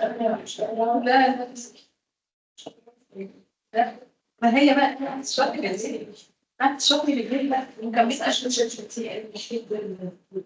البرودكشن شرط بنزين اسمها غلط شرط بنزين حاليا غلط لا ما قلتلوش حلال قلت له الفاليو مانيفاكتشرنج ايه؟ بالفيل ولا بالبرودكشن؟ بالفيل انا دخلت مثلا بقى في ورقه ايه بالفيل ولا بالمره انا بالظبط كنت هقول لك انا حطيتها من البدايه انا خلاص طب بص انا اساسا ما فهمتش طب حلها حلها شات جي بي تي ابوس ايدك او انت ما فهمتش حاجه بس لا بس انا استنى اسهل لك لما تكوني انت بدل ما تساليه اكتبي المعادله اللي انت عايزاها او اللي انت ايوه مش انا سيبي جوجل هيرد عليك يقول لك عليه جوجل افضل من شات جي. لا والله يعني لو كتبت كلمه كونتريبيوشن في اسكتي هتلاقي جوجل بيطلع لك ريزلتس احسن وارتكل وفيديوز وبتاع. افضل ما تروح تسالي انا مش فاهمه. ما انا عارف. انا اخدت المساله كتبتها كده علشان يقول لي طب حلها. هو حلها غلط. لا لازم ما بصيتش لسه على. لا انا حلها غلط بس انا لما بصيت طيب انا كنت بحل في 1 و 2 ولقيت البرزنتيشن هي مش كاتبه ولا حاجه من اللي هي بتقولها. طب وبعدين فكانت قالت ساعتها قلت لها معاك بالامانه بتهزر معاك حاجه ده انا مجنونه مش عارفه احل البتاع. قعدت تشرح لي لا استني احنا هنثبت دي وهنثبت دي. المفروض ان صورنا بالسوفت لازم يعني مش معقول مش مع ناس كبار في الفاينانس والاكونتنج والحاجات الجميله دي. هي في حاجات بس المفروض كانت قالت هي عماله تقول انكم ستيتمنت احترامي الناس مش فاهمه ايه انكم ستيتمنت. عشان في الفيديو ده طب كويس. اصل انا للاسف ما خدتش الكورس ده بقى. طب كويس. اصل انا برضه حاسس ان في ناس لسه عندها. انا شخصيا اقول لك حاجه صغيره. احنا في الريل لايف ما بنستخدمش كل المشتغل يعني الكونتريبيوشن مارجن ده ما بيظهرش خالص. ايوه ليه بقى؟ وايه كنت ده بصي يا فندم انا عندي دلوقتي عندي ريفينيو كوست صح؟ المنطق بيقول بعد ريفينيو كوست حاجه اسمها جروس مارجن.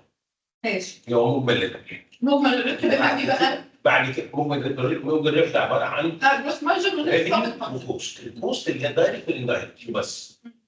طيب والمفروض الكوست اللي ريليتد بالريفينيو ده يعني مش الكوست اللي اتحققت في الفتره.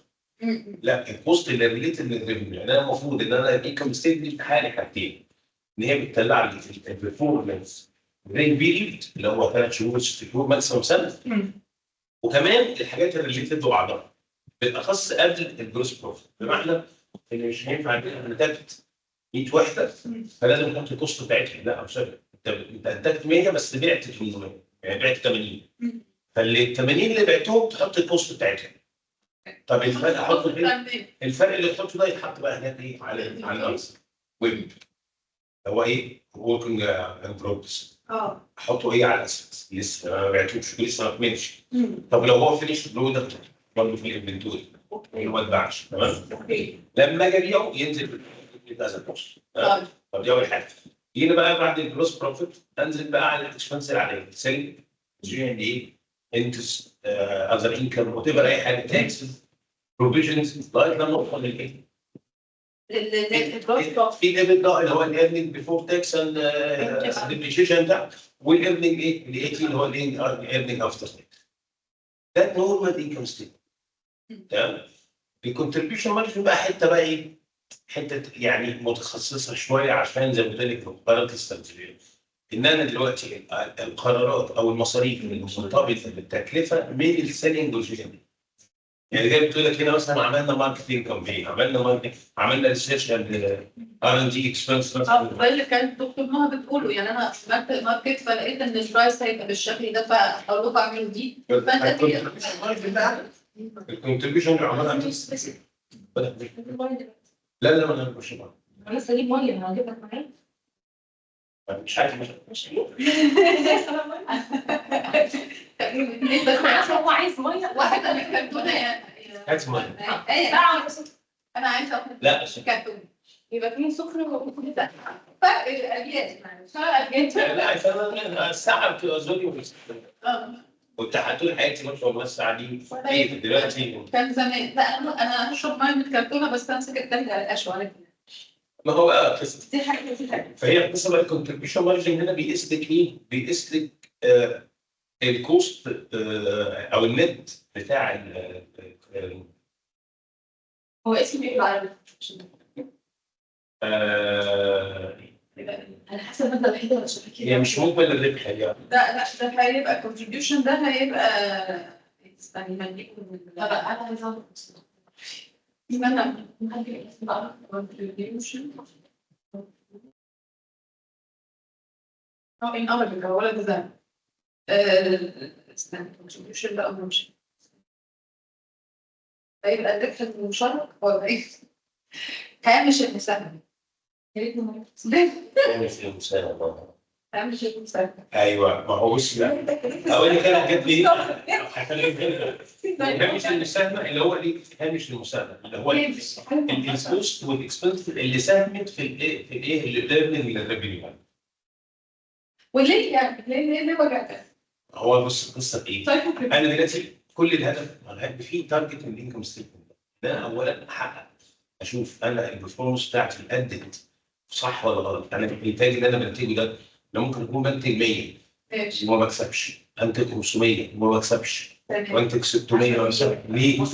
يا اما انا الدايركت كوست بتاعتي عاليه فمهما انتجت مش هكسب مش هعوض. امتى بقى الصح الموديل ايه؟ ان انا كل ما انتج اكتر اوفر ليه؟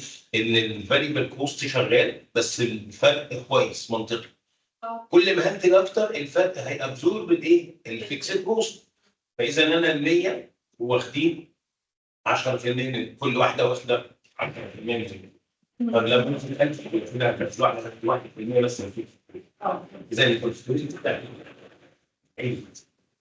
هي القصه هنا ان انا اتاكد ان دايما ان الفايل مش عاليه عشان ما تاثرش معايا.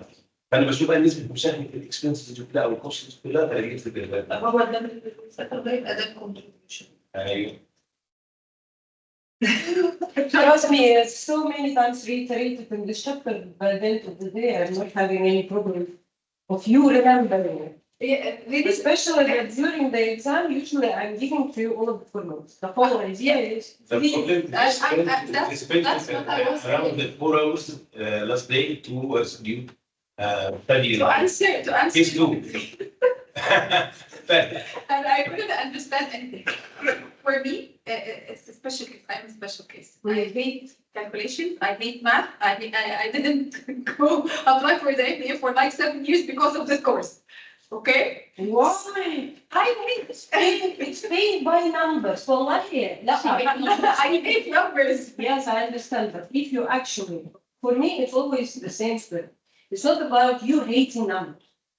It's somebody in your childhood made you to hate 7 years old. 7 years old. All my time, I have a private lessons in mathematics, and I just blocked my mind. You know, when I was small, my dad was, he was genius in maths, and every single time, whenever I was coming to him to explain to me, he would be sitting smoking into my face, and making me to feel very miserable. To the extent that I would be going out and saying, "Khalas, I hate it," and he would be saying, "What kind of stupid God?" Until one event, it was in the 7th grade, whenever we had a new student transferred from another school, and all of a sudden he started to be popular among the teachers. Everybody wanted to take him to Olympic Games because we have different. Okay. In order for me to stay competitive, because before he came, I was the best student in the world. I forced myself to learn math. I said, I came to my teacher and I said, "Can I please have you preparing me for the math Olympics?" He said to me, "Okay, but it means every day to stay after the school." I said, "Okay." And his way of explaining it was completely different. He was never pressuring. He was basically saying, "Okay, understand the question, come back to me, what you didn't understand, and we will discuss." You know, when I saw now my son studying math, Yes. I told him if I would have it like this, maybe I would succeed in it. But now, what I was telling them that I totally understand the concept. Yes. I understanding what you are saying. But when I see the formulas and the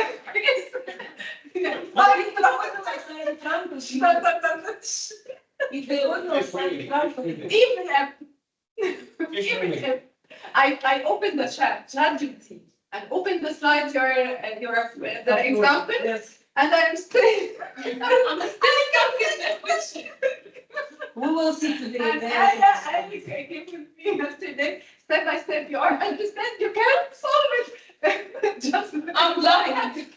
maybe she was my therapist yesterday. My main fear is not about the formulas we're going to be given or not. My main fear is that everything is going to come at once. Yes, Yeah. I told you. But I need you to think. She needs you to think. I understand. That's what I was telling her. Even if I had all the formulas, I have the presentation, I have the example. My guys, I told her yesterday that even I have the ChatGPT. Also, I want. You know the problem of the open book exam, usually, the easiest one for us is to do an Yes. Usually the open book exam is much more harder. Yes. Yes. I know. You don't. Yeah. Just go. You have the book. Yeah, I know. And yesterday I told her I was putting this case on ChatGPT, but it's wrong. I know something is wrong in ChatGPT. I will But I don't know. I can. provide the answer for Yes, the second piece for yes. you to see it. Yes. But I told her I am spotting something wrong with ChatGPT. Yes. Something right. But what is the wrong? Usually ChatGPT, the more calculations, and that's why in the complex cases, it is making mistakes, in some the very obvious way. Yes. Whenever you will start to actually go from number to number, you will find out that it is making mistakes. Yeah. One by one, it might do a better job. But whenever you're asking as one case, Yes. no. Thank you. All right, break-even point calculation. We will be looking again at our bicycle case in order to answer the question, what is the sales amount necessary by the company to cover all of its variable as well as fixed expenses? This is going to be one of the ways of looking at the solution. Another is to simply answer the question, how many units need to be sold in order to cover our fixed cost as well as variable cost. Very easy concept, again, based on the same type of the formula. Let me start with this. Profit equal to unit price multiplied by quantity minus variable cost multiplied by quantity minus fixed cost. The whole idea is using this formula under assumption of the special case. What is break-even? Is whenever I'm selling just enough in order not to generate any additional amount of profit by the end of the day. So therefore, we are solving this formula, making the profit equal to 0. And it's becoming as an equation with one unknown if you are solving for quantity. Here we are having all of the information, price per unit, contribution margin ratio. So the P.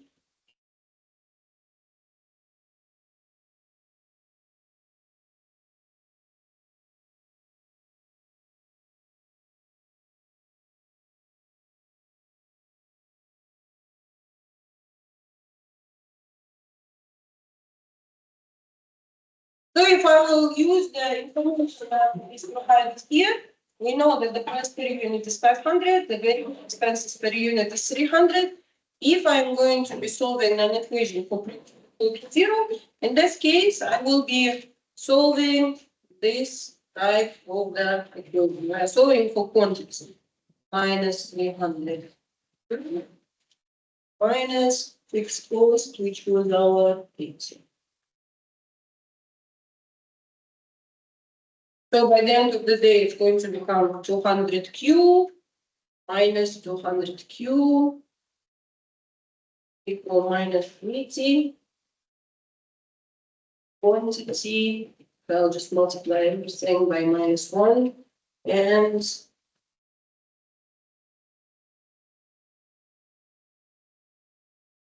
how much will be the necessary quantity? 400.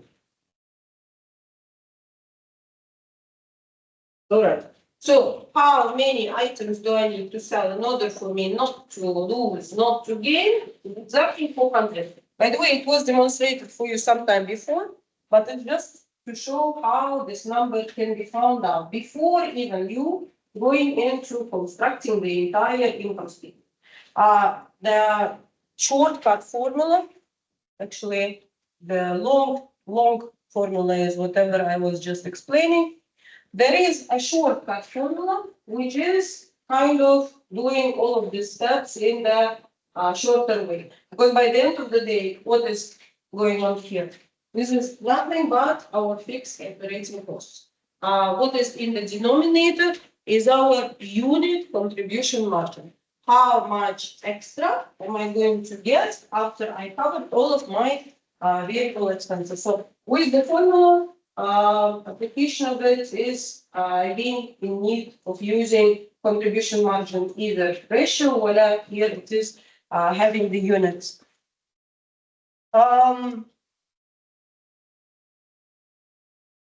We can find out through the other ratios or through other ways what we use today, because profit equal price multiplied by quantity. This was, if you remember, the first equation. There was also equation which was including the contribution margin ratio. The same story. We will just equalizing it to 0. If I know the contribution margin ratio, in our case is 40% multiplied by sales. Here we are solving for what should be the level of sales necessary for me to be able to break even. So 200,000 you need to generate in order to be able to cover your variable expenses as well as fixed expenses. You can also, by the way, without going through all of the steps, if I know that it is 400 and I know that the price per unit is 500, so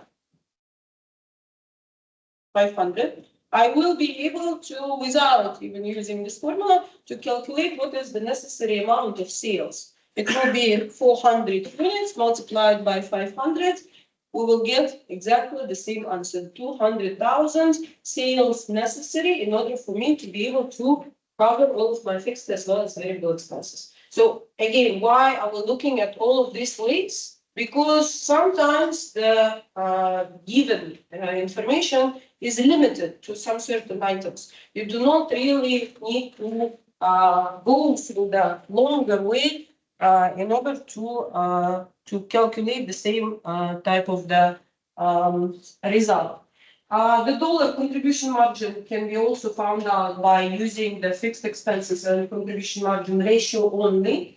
Remember, fixed expenses divided by contribution margin per unit is getting for us the number of units necessary. But if I will divide by contribution margin ratio, I will be able to generate the answer giving to me amount of sales. Again, 200,000. So it's 3 ways how I can get into the information related to the break-even point. Question? By dollar sales.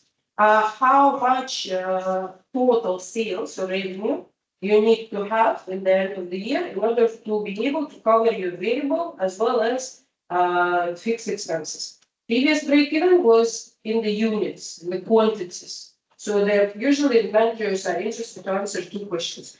How much I need to sell, how many units do I need to sell, and how much sales should be. Okay, both of them are revealing to you the same information, but one is related to quantities, another one related to dollar equalization of quantity. Any questions online?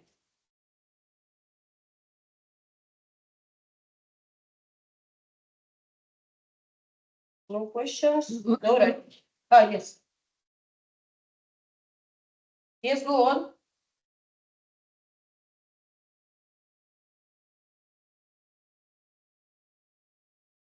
Okay, if there's no question, here is the break-even sales in dollars. They are asking for you to calculate, this was our last formula, or we can calculate the break-even in units and then multiply it by the price per unit in order to get break-even sales in dollars. Remember, the formula was fixed costs divided by contribution margin ratio. What is the fixed cost here? 1,300. So break even in dollars.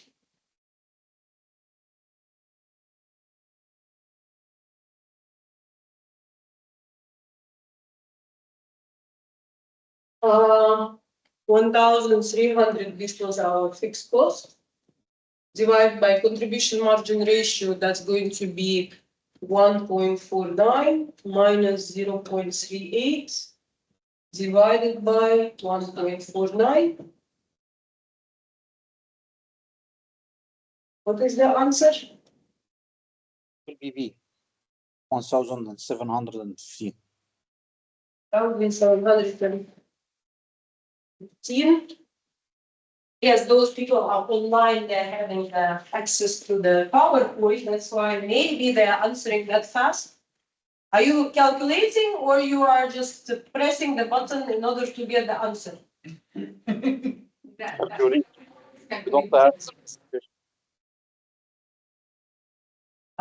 Can somebody please verify? 1,300 divided by contribution margin ratio, which is the difference between sales price and variable expense divided by sales price.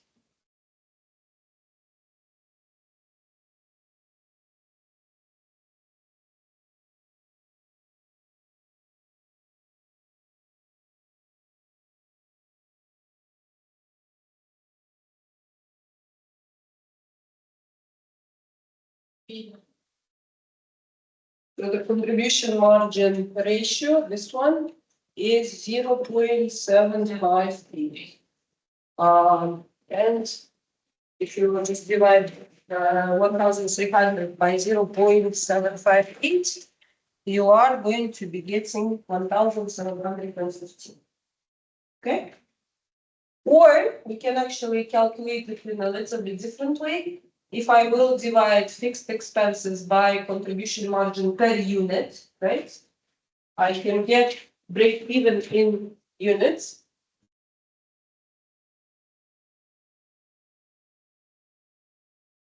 Which is still 1,300, my fixed cost, divided by contribution margin per unit is going to be 1.49 minus 0.338. How much is that?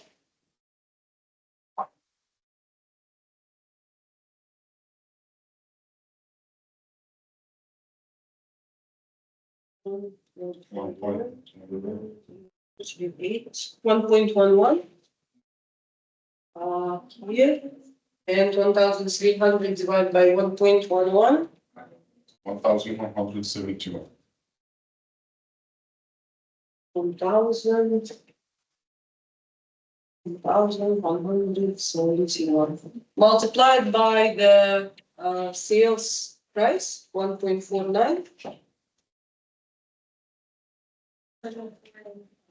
1,745. As you can see, the difference in the answers is because if I'm going to actually round this, we're dealing with this number. If I'm going to use the full calculation, it's going to be more. We make with 0.38, not 36. 3. Yeah. 36, okay. 1.36, that's going to be 3, right? So this way, 1.13. 1,300 divided by 1.13, 1,150.44. Multiplied by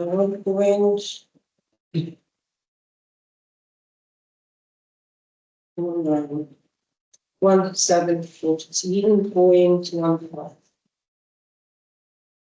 Again, there will be some slight discrepancy because of the rounding. But it doesn't matter. Whenever the question is asking you to get the answer, it doesn't matter which way you are going to go. It's either spending a little bit more time or versus less time. That's the whole idea. They're asking you break-even sales in units, and we already have this answer, right? 1,150, and this is the number that they rounded. We use 0.44. They're using 150. Again, if you will multiply 1,150 by 1.49, you'll find out that it's even bigger discrepancy between the answer in the dollars as well as in the units. Questions here? No questions. All right, quite often the managers do not only want to know what is the break-even point. They want to know to which extent they are safe in order to be able to have enough to cover their expenses. So usually the margin of safety is as much as the difference between whatever current level of sales or budgeted level of sales and the break-even sales that we just spent a bit of time to calculate.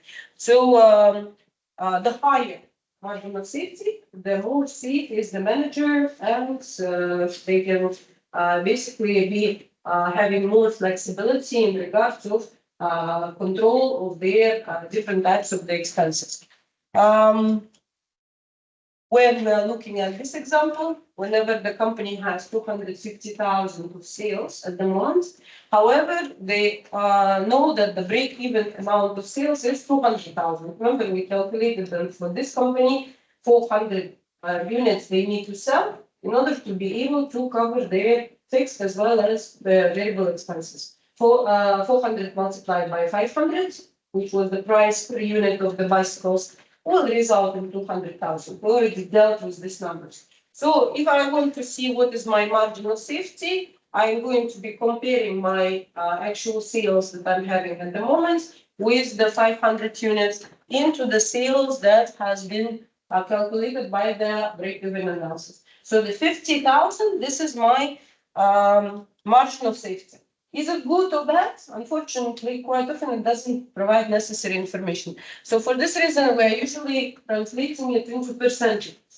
The margin of safety percentage is as easy as comparing the difference between actual sales and break-even sales divided by the total budgeted sales in dollars. In our case, it was 250. 50, which was the difference between the break-even and budgeted sales divided by 250, results in 20%. Is it good or bad? It will depend on how much more will I be able to budget in the next year. Obviously, if I will have an indication that next year I will sell more, will result in higher margin of safety, and as a result, the manager might be more keen in order to achieve it, since it means some flexibility, as I already said, in regards to some increases in variable costs, some increases in fixed costs. All the time, the manager wants to make this safety margin as high as they can. Again, finance people are rarely looking at this kind of operational type of the data. We are usually looking at ratios, financial ratios, but not really operational ratios as it is. Margin of safety in units is another way of looking at the same number. We are simply dividing the amount by the number of units in the break-even, in the current level of sales. 50,000 divided by 500, which is the company selling at the moment. 100 bytes, I am selling more than whatever is necessary to do by the dictated by the break-even analysis. By the way, you can calculate this number by just comparing how much bytes you are selling in comparison to what is the break-even amount of bytes. You already know that if it's 400, 500 minus 400 will result in the same number. It's just an extra piece of information. So can we calculate the margin of safety here?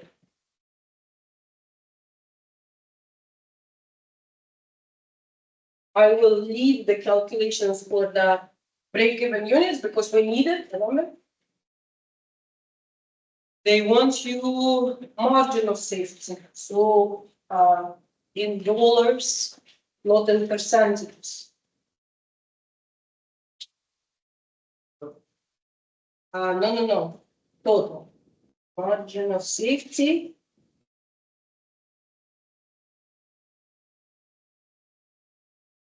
Is going to be our actual sales. In our case, actual sales is 2,100. Cups multiplied by 1.49 minus break-even sales.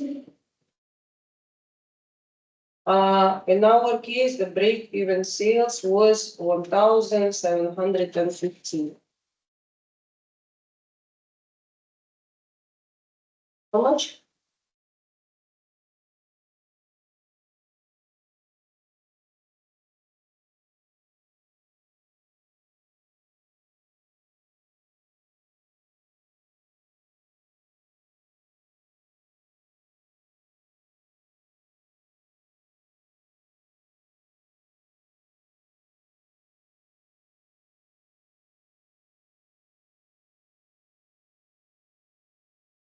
They are asking us in the cups, right? So the answer is in the cups, whatever you saw before me, yes.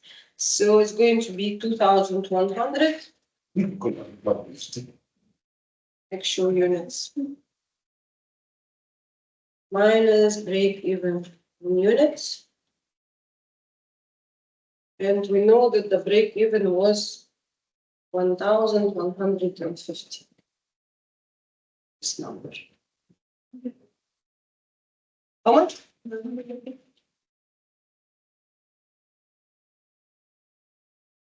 All right, 950 cups, which is going to be harder if you actually have to do it from the beginning. If I'm just asking you the question, what is marginal safety? Obviously, the first step is to calculate what is the break-even units that you need to sell.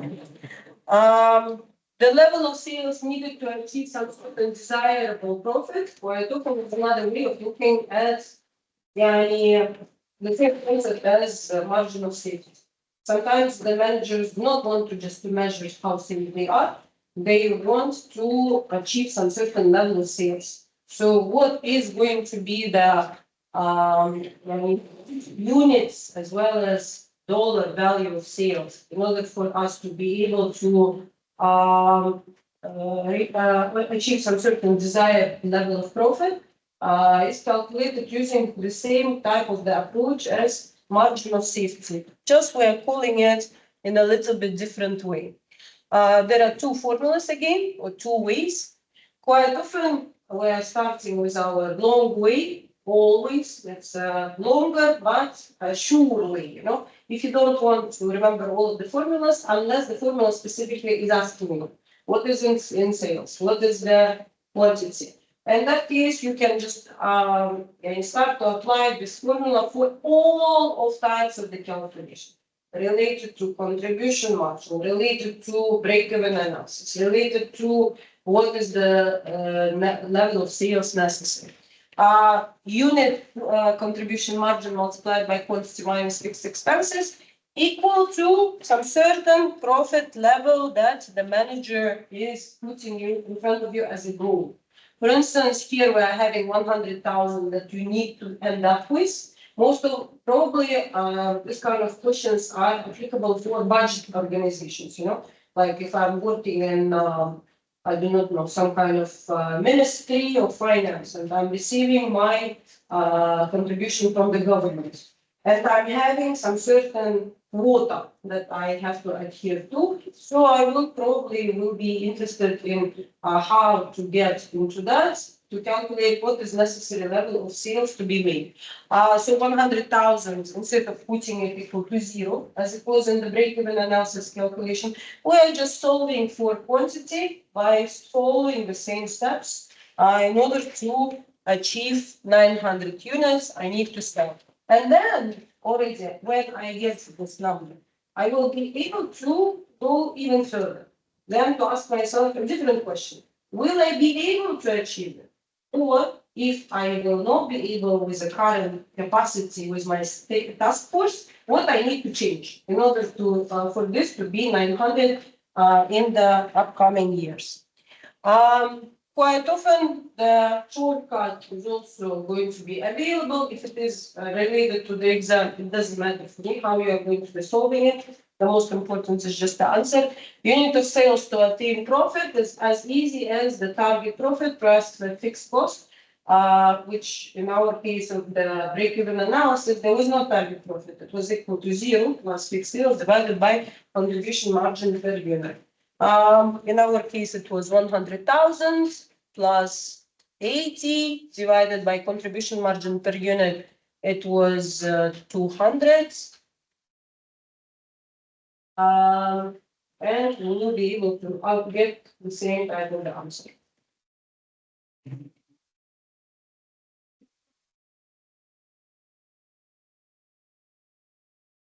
The same second formula was using the contribution margin ratio, which is looking at multiplying by sales minus fixed cost. The same application of the formula, but now I'm putting profit equal to some certain desired number of stated by the manager. I will be able to answer the same question, but now not through the number of units, through the total value of the sales necessary in order for me to achieve that desired level of profitability. Again, this is the long format, and there is the formula format, which is target profit plus fixed cost divided by now contribution margin ratio, not contribution margin per unit. Okay, both of them are very, very similar to each other. The only thing is providing information through the different lenses. Okay. They're asking you to use formula methods in order to know how many cups. So here, we're dealing with the cups.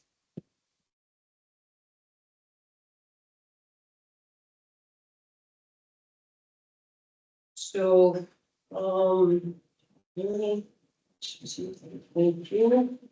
profit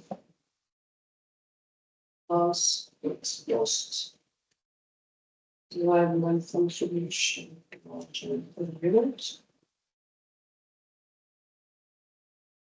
Profit was desirable 2,500. Plus 700. Contribution margin per unit 1.49 and 0.36. Yeah.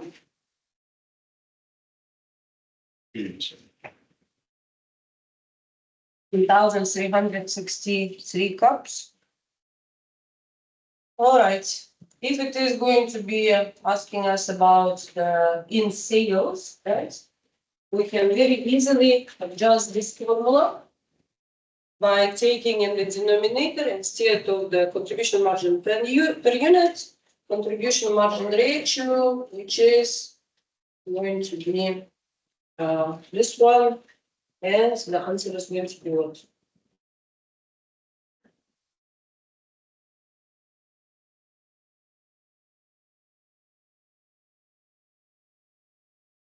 This one we already know this is 0.758, right?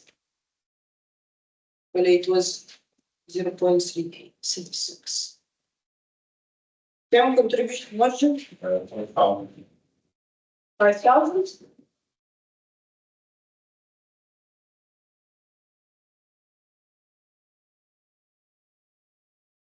Everybody does 5,000.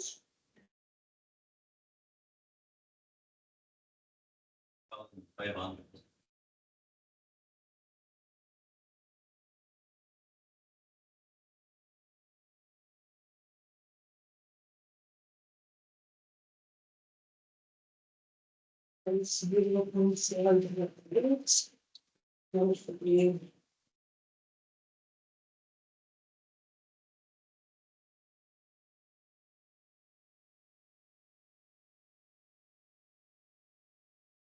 5,013, I got.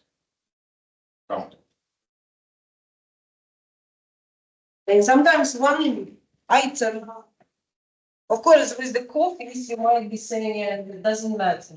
50 cup. Yeah, it's basically, if you think about 13 customers to be served within an hour, it might be day by day, leading to big discrepancies. Here they're asking us, they are not rounded, 5,013. Yeah, you can round, especially with the quantitative calculation. We usually do not. Meeting, not automated type of Excel sheet. Yes, but usually, you know what we round, we may round here. But whenever it comes to the quantity, any number after the dot, we usually round up, right? So if it is 5013.1, I will count it as 5014. It's better to make one extra rather than to lose. All right, when we are looking at now going against our initial assumptions and trying to play with the numbers to predict whether to accept the decision or to reject it.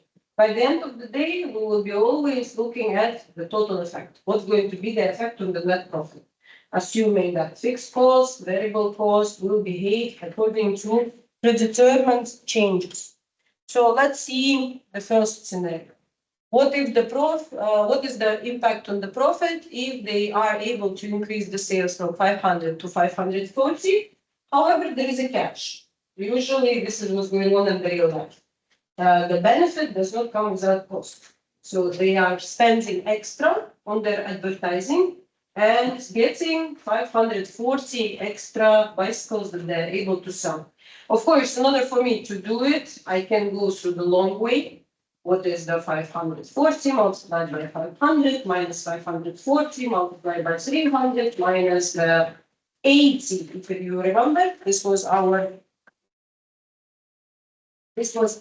fixed cost here. So basically, they're saying to you, what is the level of profit? 540, this is the new sales, times 500.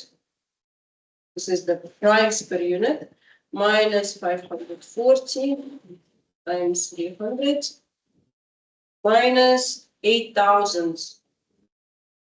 It was before 80,000. Plus 10,000 became now 500, it's the sales units from 500. Yes, 540. Yes, I do know that. However, 540, this is my new sales. The sale price was 500. In this question. No, sales price throughout all of our examples, this is we're sticking to the same example. Sale price was 500 per bicycle and the variable cost was 300 per bicycle. So for me to be able to answer my profit, how much is it? Is it going to be positive or negative if I will see profit being higher than whatever it was before?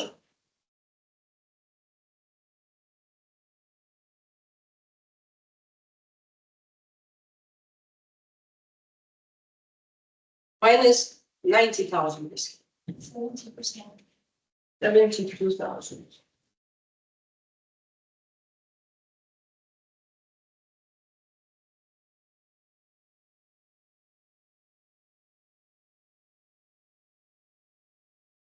In order for me to say, is it good or bad, I have to look into the base case scenario. So the base case scenario was having 250,000 sales and fixed expenses 80,000. So previously,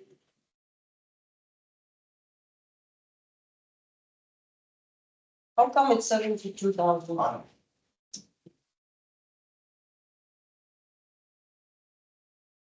50.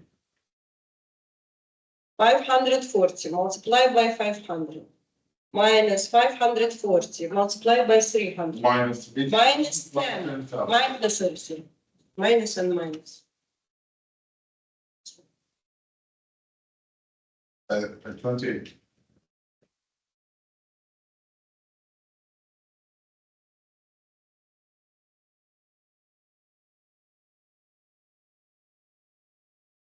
No.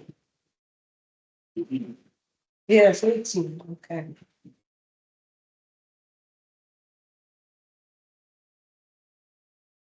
So when I'm looking at my previous level of profit, it was 20,000.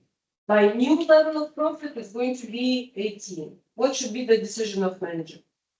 To go for it or not? No, because by the end of the day, anything that is negatively affecting my profitability should not be accepted. We can actually, without going through all of this scenario, calculating before, calculating after, we can go through a bit of shortcuts.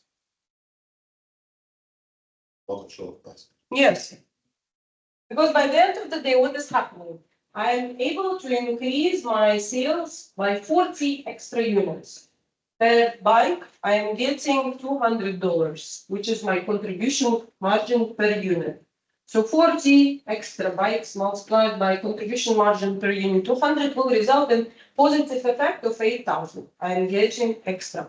However, my expenses are higher now, 10,000. My incremental expenses is higher by 10. My incremental contribution margin is higher only by 8. 8 minus 10 will result in the negative 2,000. And this is what exactly we saw. Whenever sales drop from, sorry, profit drop from 20,000 to 18,000. Any questions? Remember in the lecture 1, we were looking in the increments. It's pretty much going through the same approach, but now segregating the effects coming based on the two items, variable costs as well as fixed costs. Another scenario, what if I'm going to be having a better material and obviously better material always costing me more. So that's why here the variable cost per unit increased by $10. It was in the beginning 200, sorry, 300, it became 310, and but it will result in more people wishing to buy my items from 500 to 580. Remember the base level of sales was 20,000. Now, if I'm going to be fixed cost didn't change, so my profit is going to be 580 times 3 by 500 still minus 580 times 310 minus 80,000. How much? 30,000. 30,000? 200. Again, here we are having a better performance than, remember, our 20,000. Why did we get a better performance with our changes in the variable cost in comparison to the changes in the fixed cost? Because the variable cost changes didn't affect the fixed cost. Yes, the variable cost increased, but also I am capable to sell more. Since the number of units covered more than enough my increase in the variable cost per unit, I am actually doing much more better job in generating my net profit by the end of the day. So here we are having the new level of sales is going to be by 80 units. The positive impact of the sales and contribution margin now is going to be changing. What is contribution margin now? What is the effect of the contribution margin? Previously, it was contribution margin is the sales minus contribution minus variable cost divided by sales. So now it's going to be 500 minus 310 divided by 500. Okay, and the new level of sales is 8. So I'm capable to get additional contribution margin new is going to be 500. You can add all the social costs Excel. Just 300. How much is the new contribution margin? Why are we taking the old sales? Because the sale price didn't change. I am just calculating contribution margin ratio.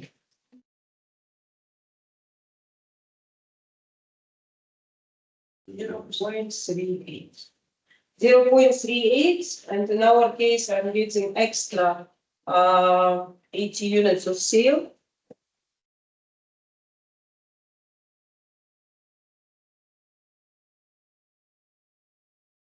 That's going to be how much? 30.4. 30.4.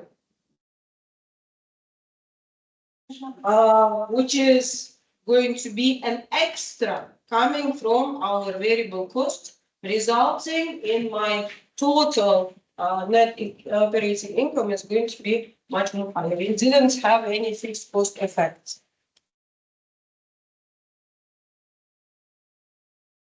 All right, now let's look at 3 scenarios here. 3 things change at the same time.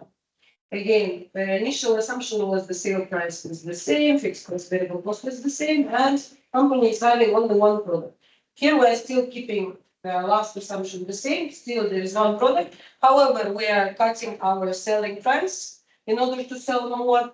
We are increasing advertising budget, which is, by the way, quite different than what this advertising department is pushing us to do, right? Give us more money and reduce the prices to attract better number of the students in our university. Here they are capable to drag more customers from 500 to 650. So we can actually see what is the general effect on all of those changes.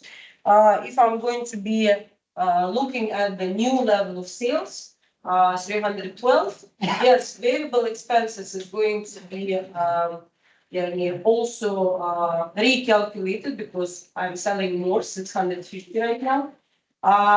Also, my fixed expenses increased. However, despite of the fact that my fixed expenses increased for the advertising, my level of sales was more than sufficient, even with the less prices, to cover all of the changes. And definitely, if this is going to be the outcome, the management is going to say yes for this kind of calculation. Not just because the marketing department is pushing you, because you have the numerical confirmation that whatever they are suggesting, of course, all of this is all on paper. If you are capable to achieve 650 units of sales, and this is the guarantee, this is whatever the usual black course is, right? We might call it. It's not a guarantee, exactly.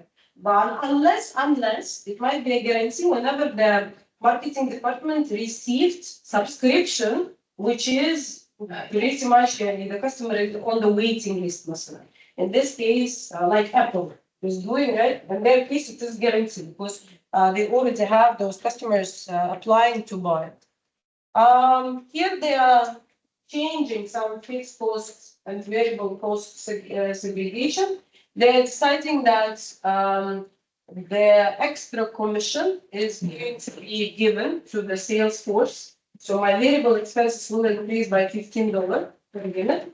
However, by giving the sales commission for the extra bytes being sold, I'm reducing my fixed cost. Instead of paying my salaries for the salespeople flat 6,000, I'm going to be relocating 6,000, removing from the fixed expenses, and increasing the variable cost per unit by 15.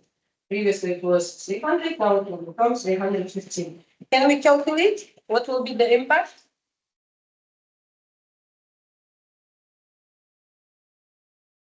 They are saying that they will sell 575 bicycles and deal for $500 minus 575 times 315 minus it was 80,000, and we will be cutting our fixed cost by 6,000. Here it is minus.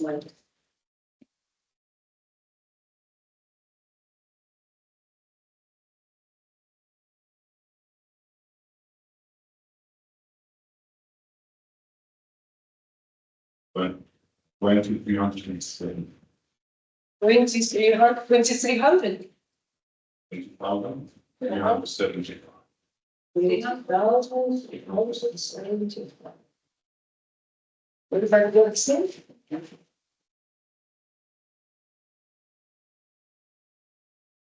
No. 32,375. 6,000. Yes, 6,000. 32,375.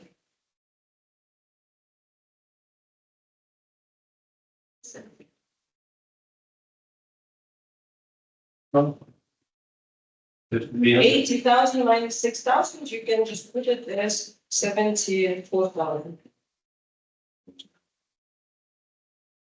557. Minus 575 minus 74,000. Minus 74,000. 80 minus 6 is 74,000. I think because of that.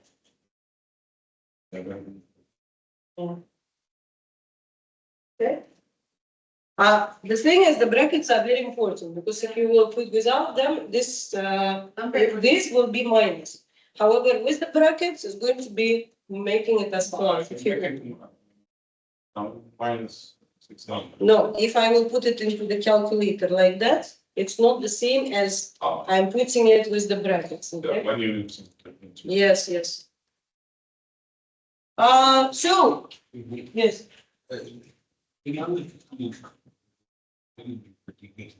300 is our initial variable cost. From before. Why from the previous instruction? Now they are saying that they will be paying extra $15 as a sales commission for any additional bicycle to be sold. 300 plus 15 is going to 600. All right. So obviously, if this is the case, the manager should accept or reject. Accept because our profits increase due to all of those changes. Here is I think it's the last scenario.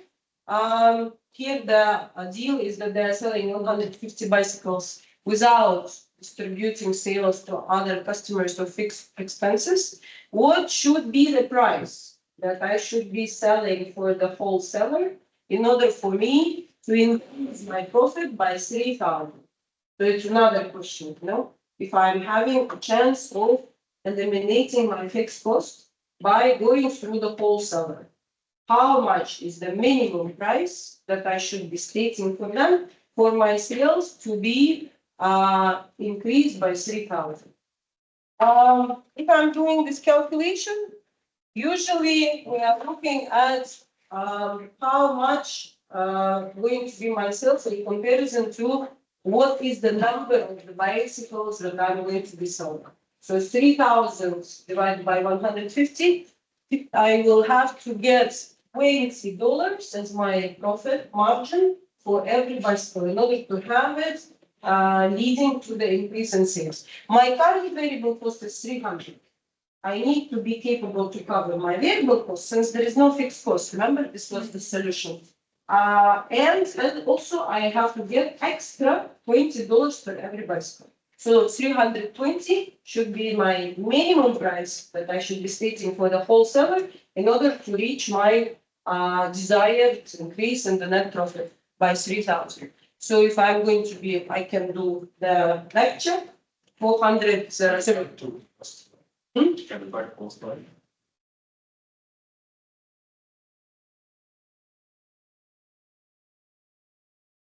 Said without disturbing sales for other customer fixed expenses. So fixed expenses. Yeah, fixed expenses will not change. Whatever fixed expenses was before, it will be still the same fixed But I expense. think it's already there, it should be added to the price. No, you do add it when there is an extra fixed expenses. However, here we are not disturbing the current level of sales. So whatever we're selling right now, 500,000, it is as it is. I just want to sell. 20, maybe the other different price. Yes, all the different price to the whatever I'm selling right now. price covering all variable Yes. fixed expenses. Mm. Is this a new one just? Exactly, just to increase the sales by 3,000. Okay, dealing with another question, basically. All right, most of the time, why the contribution margin discussion is important? Because Sorry, doctor, but I didn't understand the last example. In this last example, we are dealing with the wholesaler, okay? And my question is, how much shall I be telling to him to pay for me? Because when I'm dealing with the wholesaler, it means that I'm not keeping those bicycles in my showrooms, so there is no extra fixed expenses. Okay, but here you don't. My goal, my goal is to achieve extra $3,000 of sales on those 150 bicycles. Any time whenever I'm selling the bicycles, I'm having variable costs. I want or I don't. And it is $300 per bike. However, my fixed cost will not be relevant here since I'm not really selling those bicycles through my stores. I'm selling it to the wholesaler. Okay, that's why fixed cost is not considered here, it's not applicable. Fixed cost will be related to my normal regular sales, which is happening through my own stores. But here we are expecting that all the fixed cost coming from sales only. There is no manufacturing overhead. There is no manufacturing overhead. We are dealing here with the fixed cost, not necessarily including the manufacturing overhead. If manufacturing overhead is good, because variable cost per bike, it might be one cost. And by the way, there is variable manufacturing overhead plus fixed manufacturing overhead, huh? Yes. So we're not talking about here this kind of distribution. For the simplicity, we assume that variable cost per bike is everything related to produce any extra bike and sell it, as well as fixed cost, which is related to me selling bicycles through my current locations. You're correct. If there will be extra variable manufacturing while a fixed manufacturing overhead, we will have to include it here. Yes. Okay, thank you. No problem.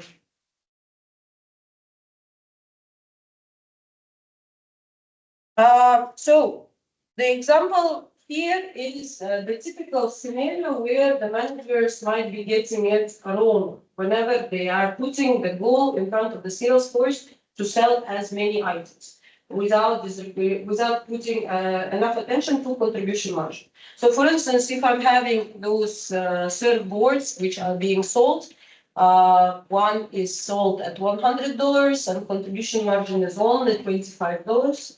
And the turbo sells for $150 and the contribution margin is $18. So what would be the mistake that the managers might be conducting when they are involving the sales force and putting for them the commission?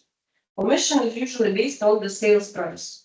So if you are putting commission on the sales price, what would be the product that the company will be, or the salespeople will be trying to sell more?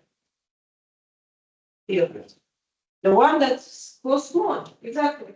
However, for the company, it would not be beneficial since the contribution margin of the more expensive item is only 18. So therefore, contribution margin is not only important for us to analyze, it's important for us to sometimes connect the commission in order to make the salespeople to choose appropriately what is going to be the better item to promote.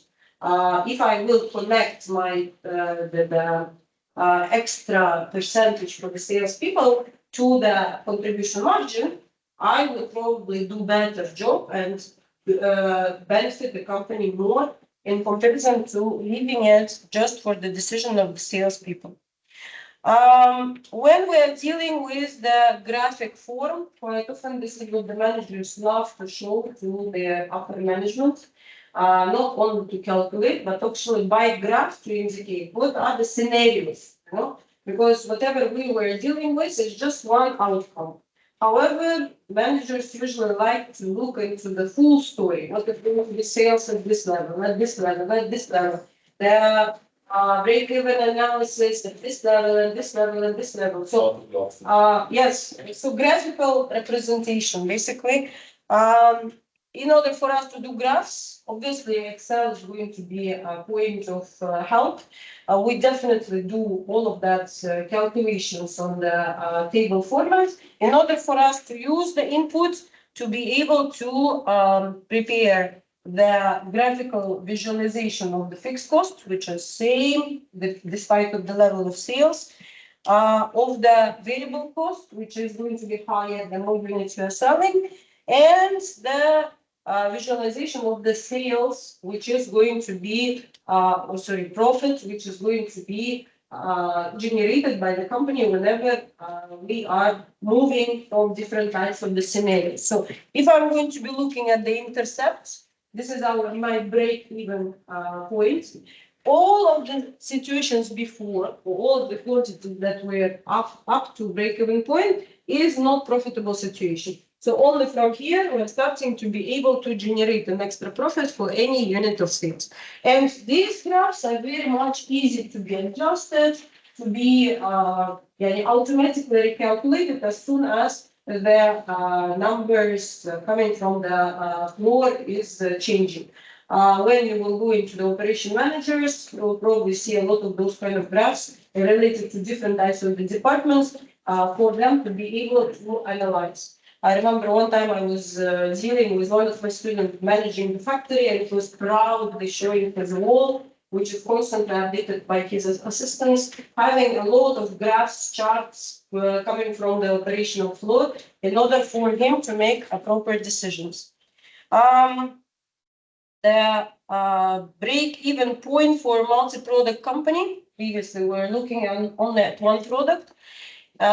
Usually whenever there are different types of the products are offered, we're calling it the sales mix. And nowadays it's actually much more complex for a lot of companies. Previously, the sales mixes were very much oriented around one category. But now if you look at somebody like Procter & Gamble, which is selling 1,000 plus types of the products, which is offered by different types of the brands, obviously, when they do their cost volume profit analysis, they are having bigger scale of tables, because it's not only about to look at the total contribution margin. It's actually to look at each one of the product contribution margin and to be able to juggle in between.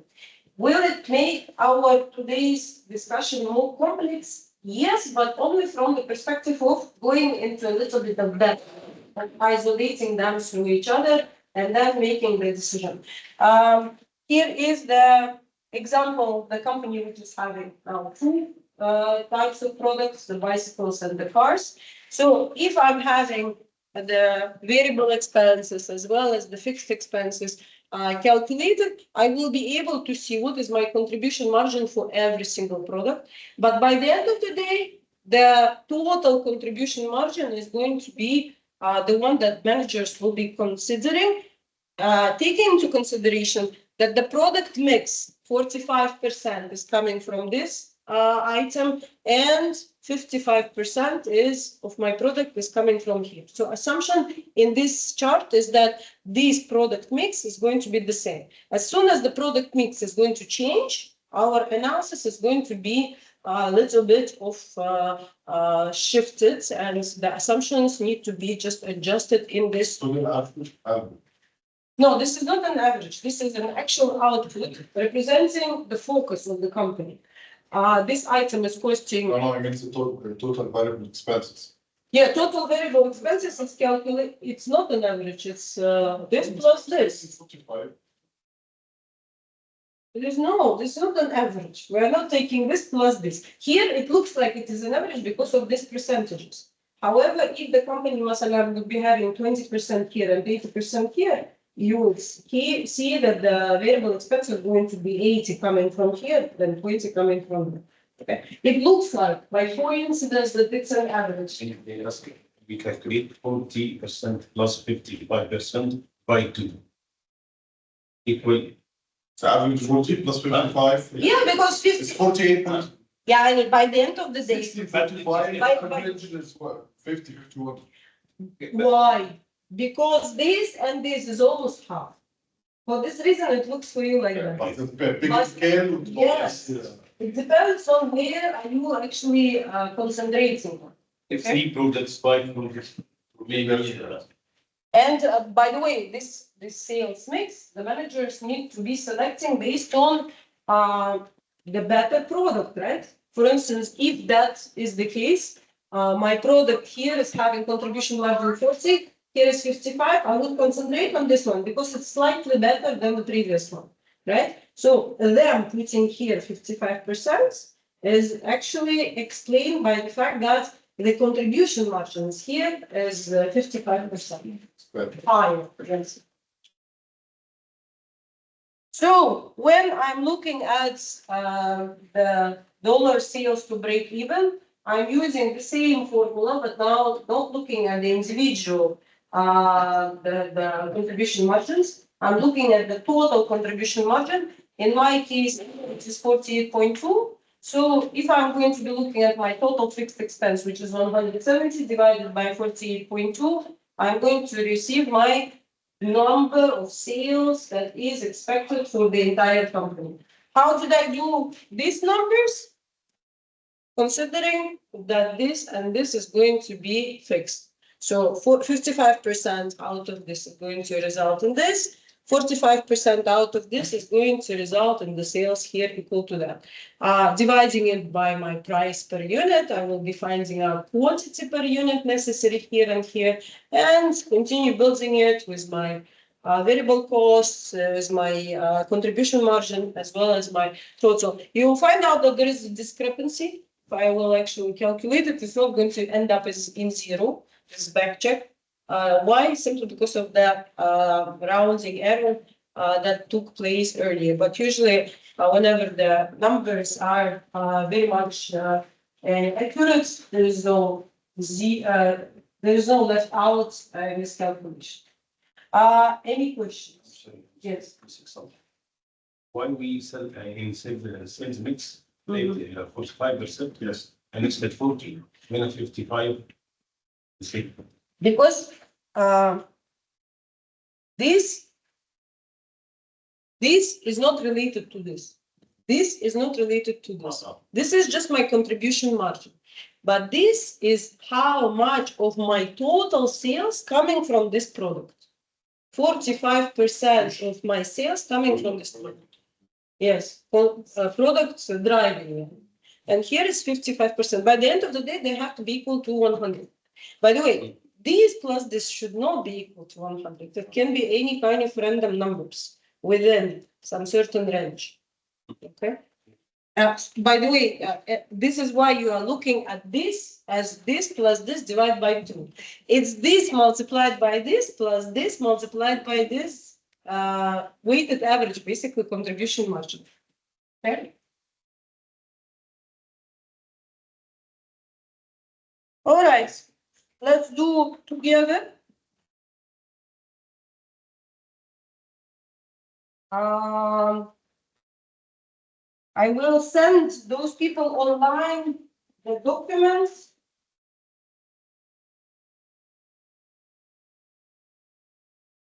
I think that's it. Think that it's not the case. Yes, we'll be working again at the Is there any question? Nothing done, in fact. I even nothing. And instead of last time experience, let's try to get in groups and answer all the questions. Okay. We're having two. As you can join us. So let's make it. Whatever group is going to finish last, I'm not going to count online groups because they have an access to ChatGPT. At least people have. I will give one point bonus to the total list. It's too many equations. For submitting submitting it first. For being first out of the class groups to submit. First, yes. The second one will have 0.5 marks.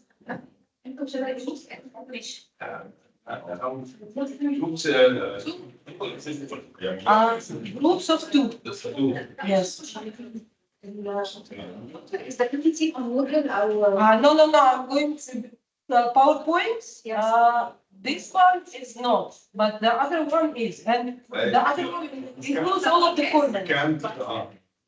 No, the PowerPoint, whatever you have online is having all of the formulas. Yes.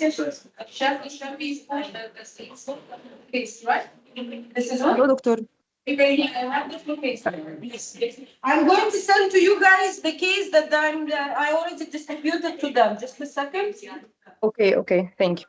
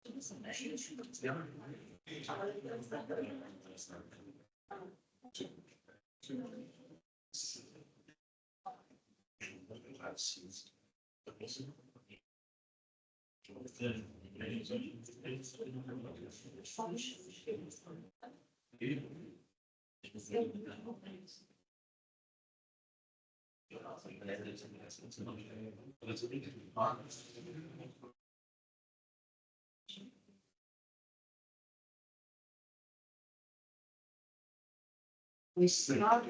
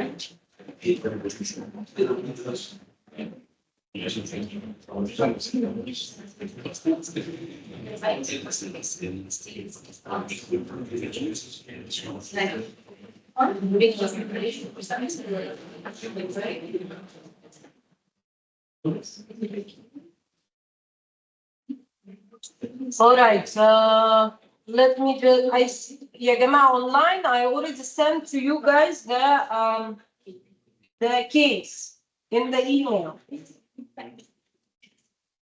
So if you don't mind, I'm going to be arranging you in the groups of two. Mr. Ahmed and Miss Aya, can you please be group of two? Okay. All right, the whole case. we are dealing not with one question or two questions, we are dealing with the whole case.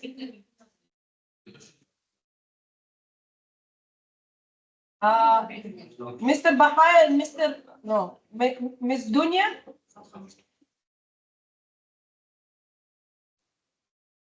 Hello, doctor.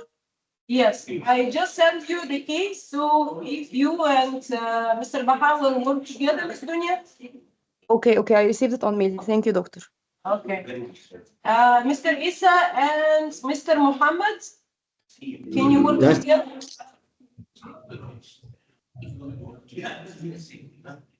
Mr. Muhammad Abdullah Darwish?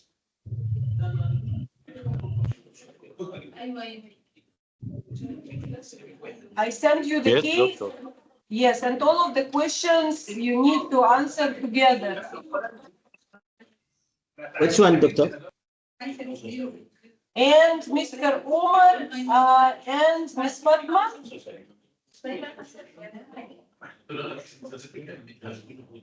Yes, I'm here. Okay, so Mr. Omar and Ms. Fatma together in the case that I just sent.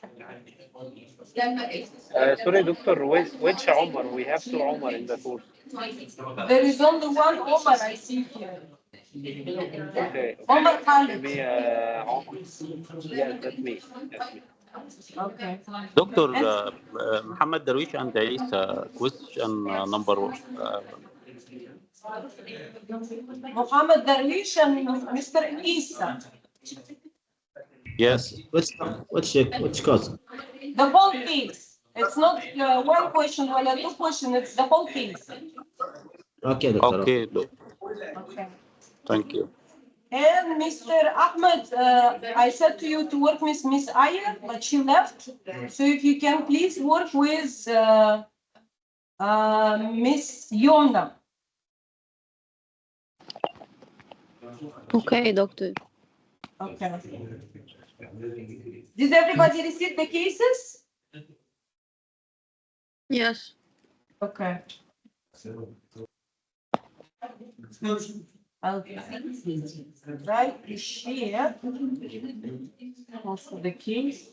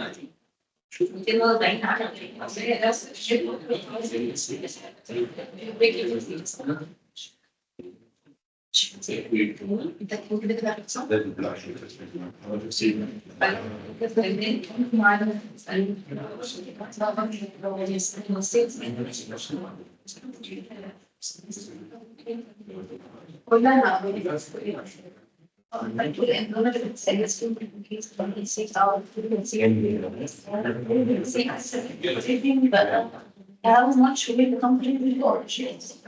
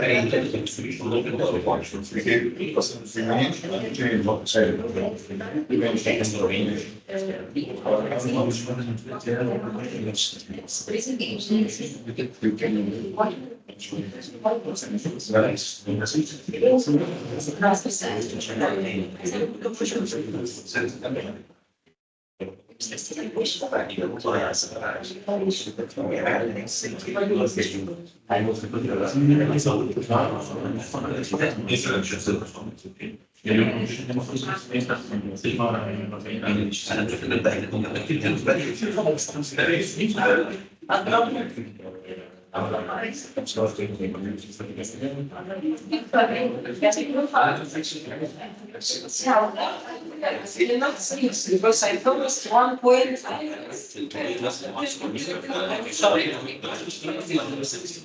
It's the budgeted sales right now. Budgeted level of sales minus break-even level of sales. That's our marginal sales. Sales minus break-even level of sales. I think it will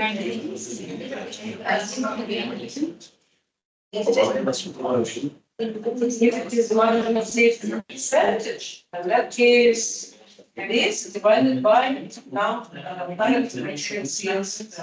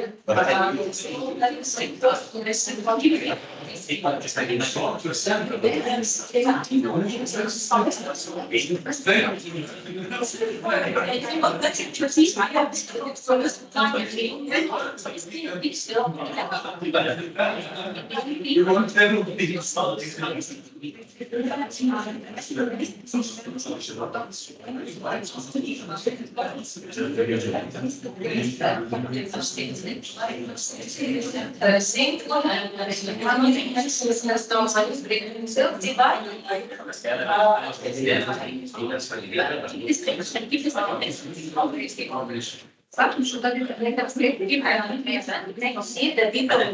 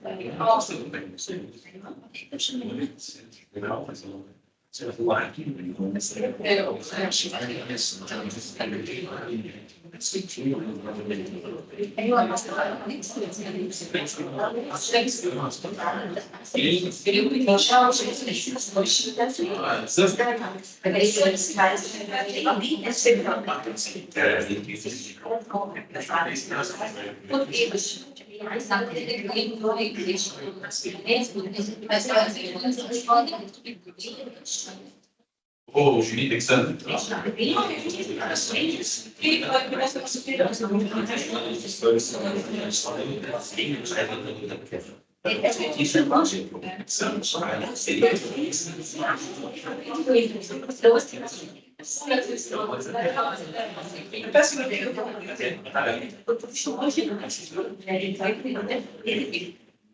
Oh, let's do that. I'll take the sheet.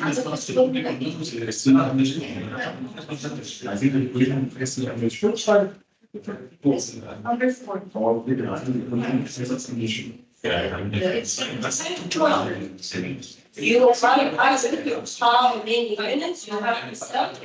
Yes, 90 instead of 60, right? Yes. At least 90. There was a formula. Yes, I think that's to break the formula. There is a formula in the PowerPoint, which is saying that design.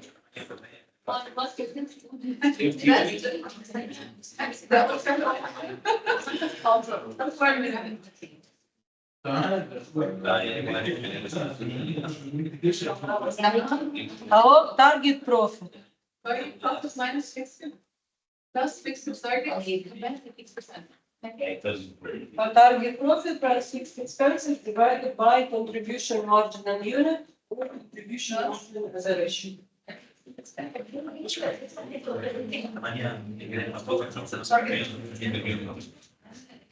Yes. Target profit is net operating income? Target profit is whatever the company is targeting to get as a net operating income. Yes.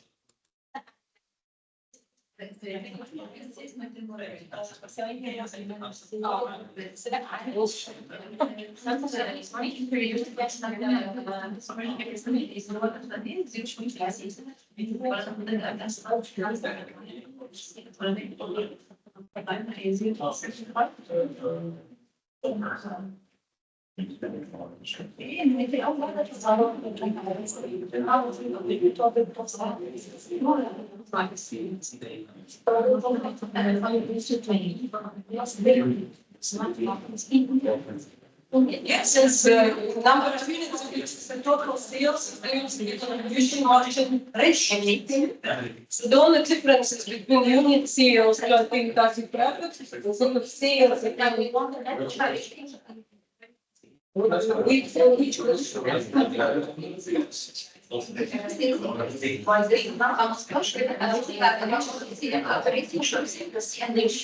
is another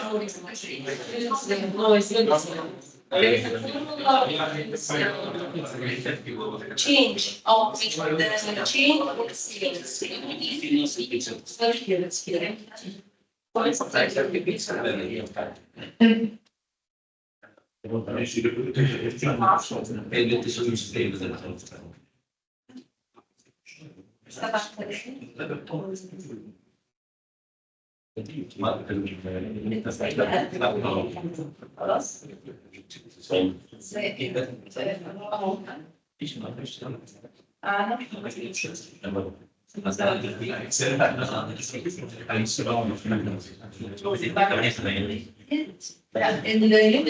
of عشان اوصل للسبيس لا بس يصير this was like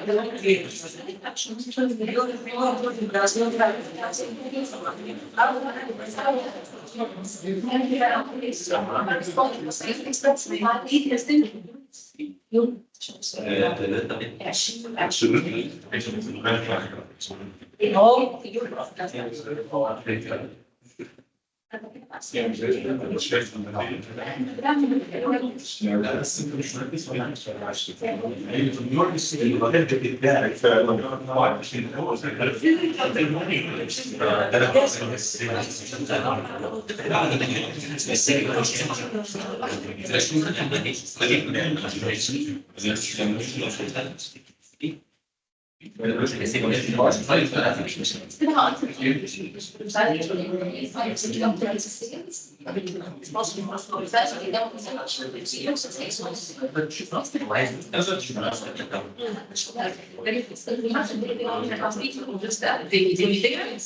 No, you have to build this. For the D, you have to use the definition. You have to verify. Verify throughout the whole list. The sales minus variable minus variable.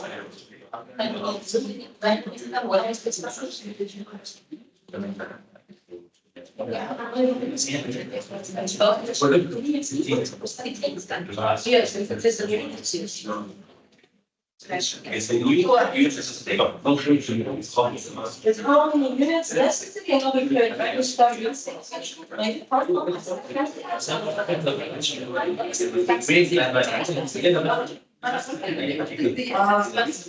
these ones were solved exchange fixed expenses. Like I said specifically in this question, if the question is giving additional information that fixed expenses change, then you will be using this. You use the structural C.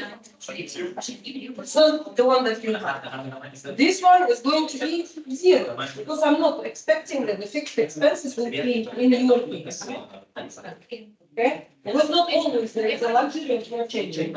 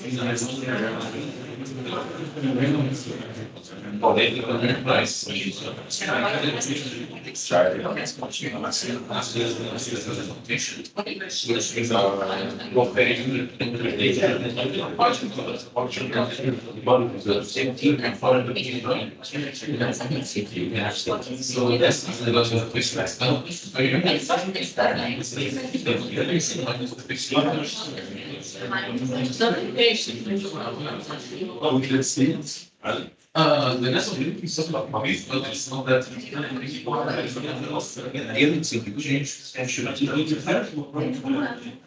Very expensive. But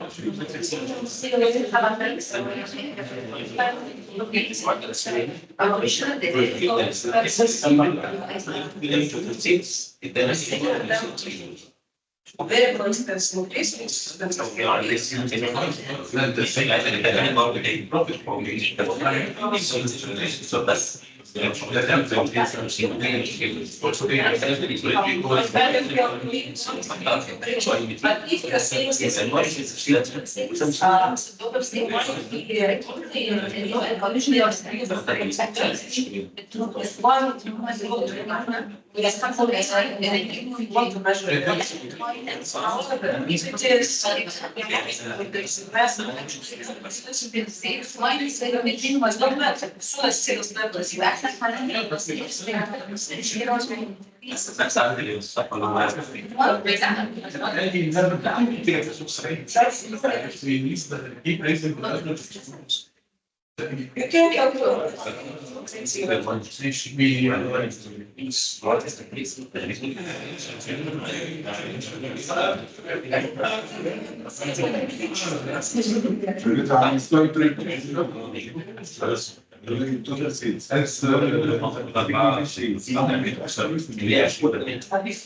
before it was 5.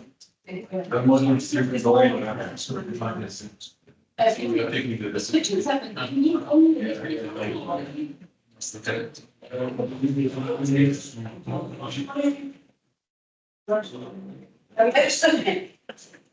I damaged your coffee. No, I'm okay. In here, you and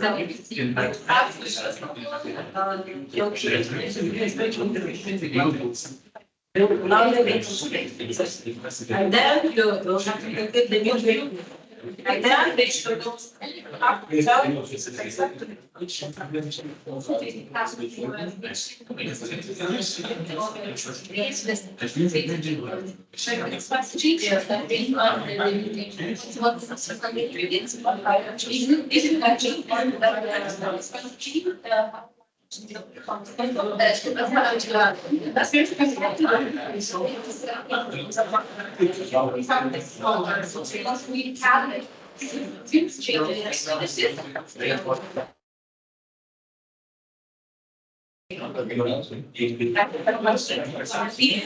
number of units and fees by 8%. Yes.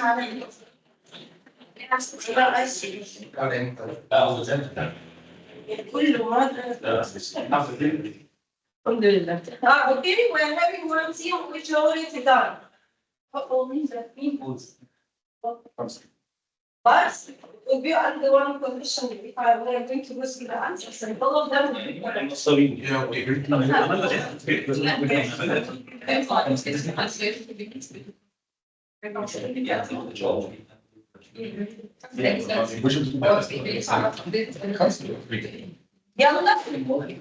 Let's look at the solutions one by one. But the people are down. No, they were bringing it. Doctor, we still need 10 minutes, please. Huh? We still need some time, please. Because our agreement was that those people who are in class solving the first team runner up, I will give them extra 1 point. So what about the online? We already finished. Where is your finishing? Online? I can. Okay, send it to me. But بصراحة online, I'm always have a little bit concerned.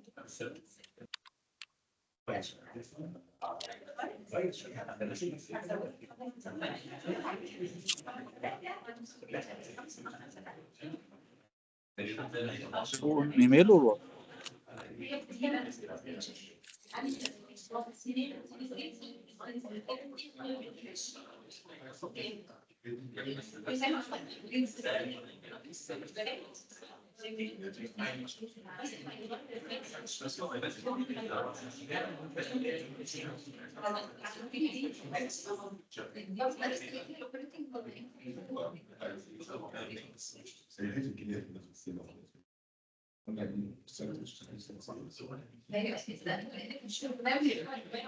All right, so the first question.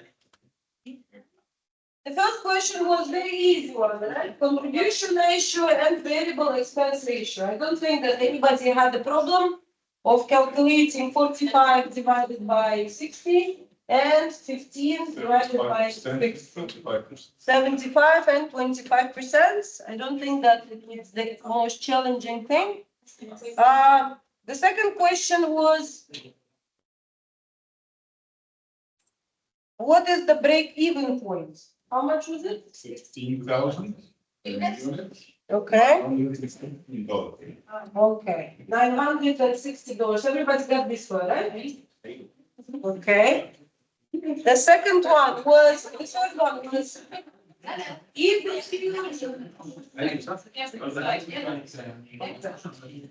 third, يا جماعة, are you with us? Break even was correct, 16,960. Doctor, please, can you raise your voice a little bit? Yes, sure. Thank you. Can you hear me? Yes, yes.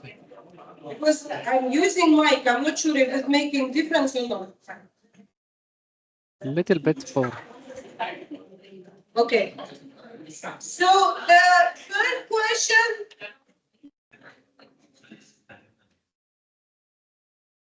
The third question was if the sales in unit sales makes the total sale to increase to 400, if cost behavior patterns remain unchanged, the same contribution margin and the same variable cost margin, by how much will the company net operating income will increase? Here they specifically tell you to use contribution margin ratio that was given to you today in class, which is contribution margin ratio multiplied by increase in sales. We know that the sales is going to be increasing by 400. There is no fixed expense changes, so that's why we are just taking what is down multiplied by that. 400,000 multiplied by 25%. Everybody should get 100,000. Did you get? Yes. I will collect it. I feel that he's looking and saying, yes, yes, yes, what do you say? By the way, the only thing, the fixed expense might be different in the realities. Because in the formula, it specifically mentioned that you have to subtract the increase in fixed expense. Here, the catch is that it didn't change. The next question was, they're asking you how many units have to be sold to earn the target profit. There was a formula of target profit plus fixed operating expenses divided by the contribution margin, 22,000. Did everybody got the something? What about you guys? 22. That's multiplication.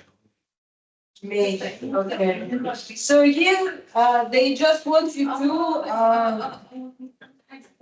to use the either one formula or another formula. They are asking you, first of all, what is going to happen to the contribution margin of safety in a percentage in dollars. It was the actual sales right now minus the break-even sales, which was $240,000, and if you divide by actual sales now, it will be 20%.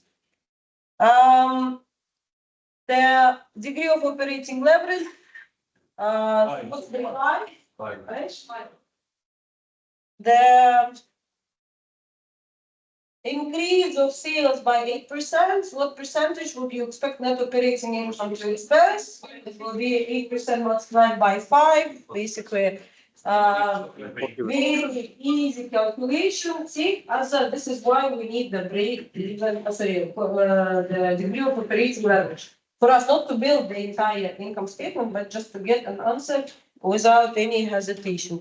And the last one is asking you to actually verify that you need to prepare the old one, new one, and in order to be able to compare them, and the the table will look in the following manner. So our new sales is going to be the old sales, which was 20,000 times 1 plus 0.08.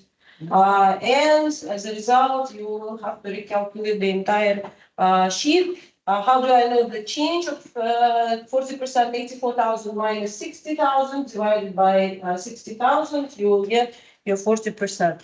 And the last question was number of items change. We're having here increase in variable cost. The variable cost before was 45, now it will become 48. Previously, you were also having 30,000 inside of the fixed expenses, 240. 30,000 is paid for the some kind of quality inspector. I will fire him, and as a result, my fixed expense will become 210. And the annual sales will increase by 20%. So instead of selling 20,000 units, it's going to be 20,000 times 1.2. Which is going to be resulting in number of the changes in our calculations. And in fact, what you're supposed to end up with having 78,000, which is compared to previous one 60,000, which shows us that it's a positive effect. So I may be wishing to go through something like that. Would I expect it to go, or would I accept it? Yes. Just because there is a positive difference in between 60,000 and 78,000. Questions? So as you can see, all of this calculation will be capable to work without any problems within 20 minutes if your accuracy can concentrate. Questions? You make this one is different. What? Yes. I will upload this one. I will upload today this one, and I will remove the one that is there. Again, I want to bring to your attention the Moodle has this document which is called in-class exercises, and there is already solutions available for you. As I already said, there is a choice this side for the case study 2. It's either your case study 2, which is more easier one, having an information about the restaurant selling something and then answering the questions. Or Harvard business case. Harvard business case has been uploaded into the Moodle, okay? So if you are choosing to answer that, this is the questions that you will need to go through in Excel. Majority of them need to be created in Excel. So current profit figures, evaluate viability, break-even point, profitability of the yoga class. This is actually an actual case, which makes it very much interesting to consider. 16 pages, a lot of tables and stuff like that. So again, those people who are choosing this case instead of the easier one, it will be 3 point bonus added to your final amount. Okay. So what was the challenge again? What was the what? What do we have to do with this? Here is only questions. The case by itself, if you are choosing the Harvard business case, it's on Moodle. So it's either 1 or 2. The case study 2 submission, which is next Saturday, it's one of those 2 cases, which is located inside of the file called in-class activity for today. You want me to send my email? It's already on Moodle. So we can choose based on this? Yes, you can choose either case 2. This is Harvard business case. But why do I choose one and the other no? Because if you will choose one, which is tougher, because of a lot of Excel required, you will receive 3 bonus marks. The other one is a bit easier because it's following the same kind of. How much is the other one? Each of the cases, I mean, we agreed that there will be only 3 assignments.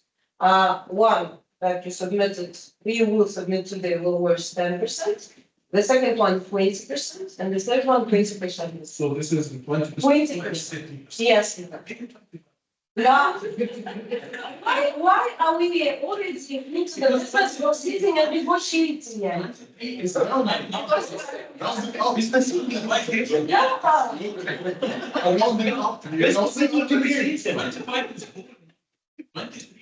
I love weird numbers. Because if you will add 27, it will be 30. I love more prime numbers than even numbers. All right, plenty of exercises. Again, I specifically didn't choose all of the activities for you to do. So those points which I gave there as a practice, please focus on them. Again, for which purposes? For the final exam. Do not please leave those exercises, even though I'm not asking you to do them and submit them. Please go over them and try to put yourself into the exam conditions. This is on Moodle, yes. This one is also on Moodle. I mean, I will upload this one on Moodle. That's the first one, the chapter. Yes. You always do something. No. We will cancel it. Yeah, case study 2 is based on this cost value, and profitability. And this is included on the. Yes. And also the hardware business. Yes, both, yes. Assignment 1 by me, I right? will put this to the submission link. I will put to the description. Okay. Yes. And then I tried to stop it. It's challenging. Which one? The I'm going to submit it. I will send you the solution. Okay. Hello. I was just saying what Dr. Vasily is doing today and she's doing a revision or what? No, I didn't know.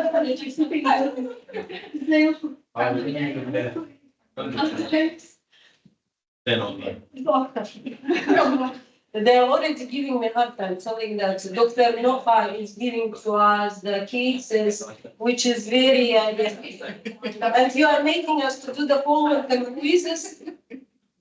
Yes, I'm very much happy. You were very not right. We're very much happy having Dr. Vasily and I think you this one. Come on. Before cheating kids, I will go to your right. Okay. Shall I send it over to finish? You want to send it? All right, any questions? Sorry, doctor. Yes, please. I just need to confirm about the case study which we need to submit next time. We are talking about case study 2 in the Word file in the module, right? Yes, case study 2, which is on the page 12. That's your one choice.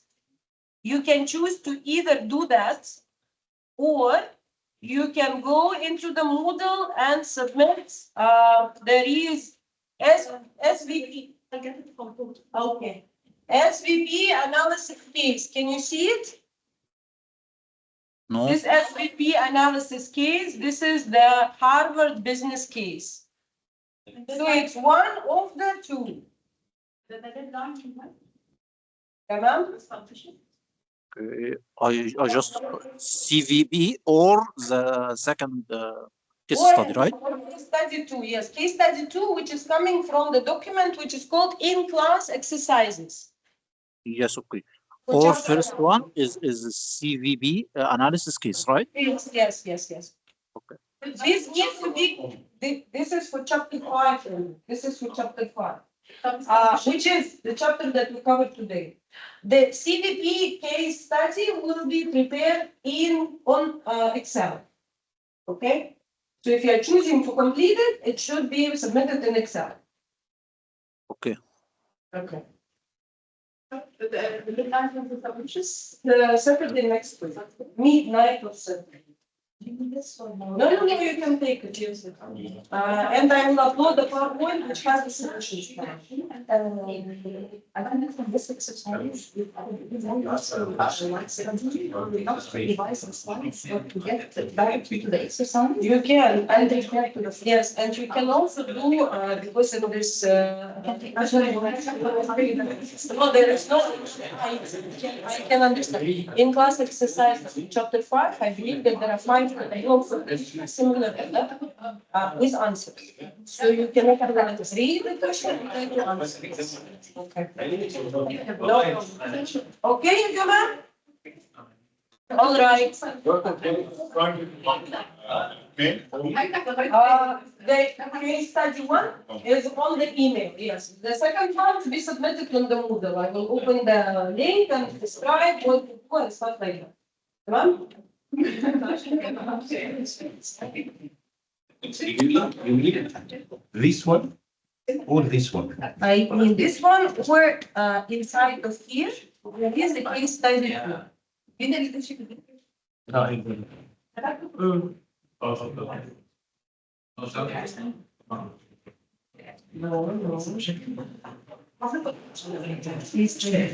and also for this one, the questions are.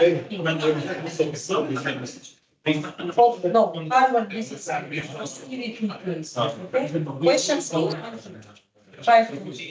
Here are 6 questions. Thank you very much. Thank you. And I'm very sorry for your coffee. No problem. I have finished. Okay. Are there more questions, ya Jamal, online? No, doctor, thank you. All right, thank you. I'm gonna be Bye bye.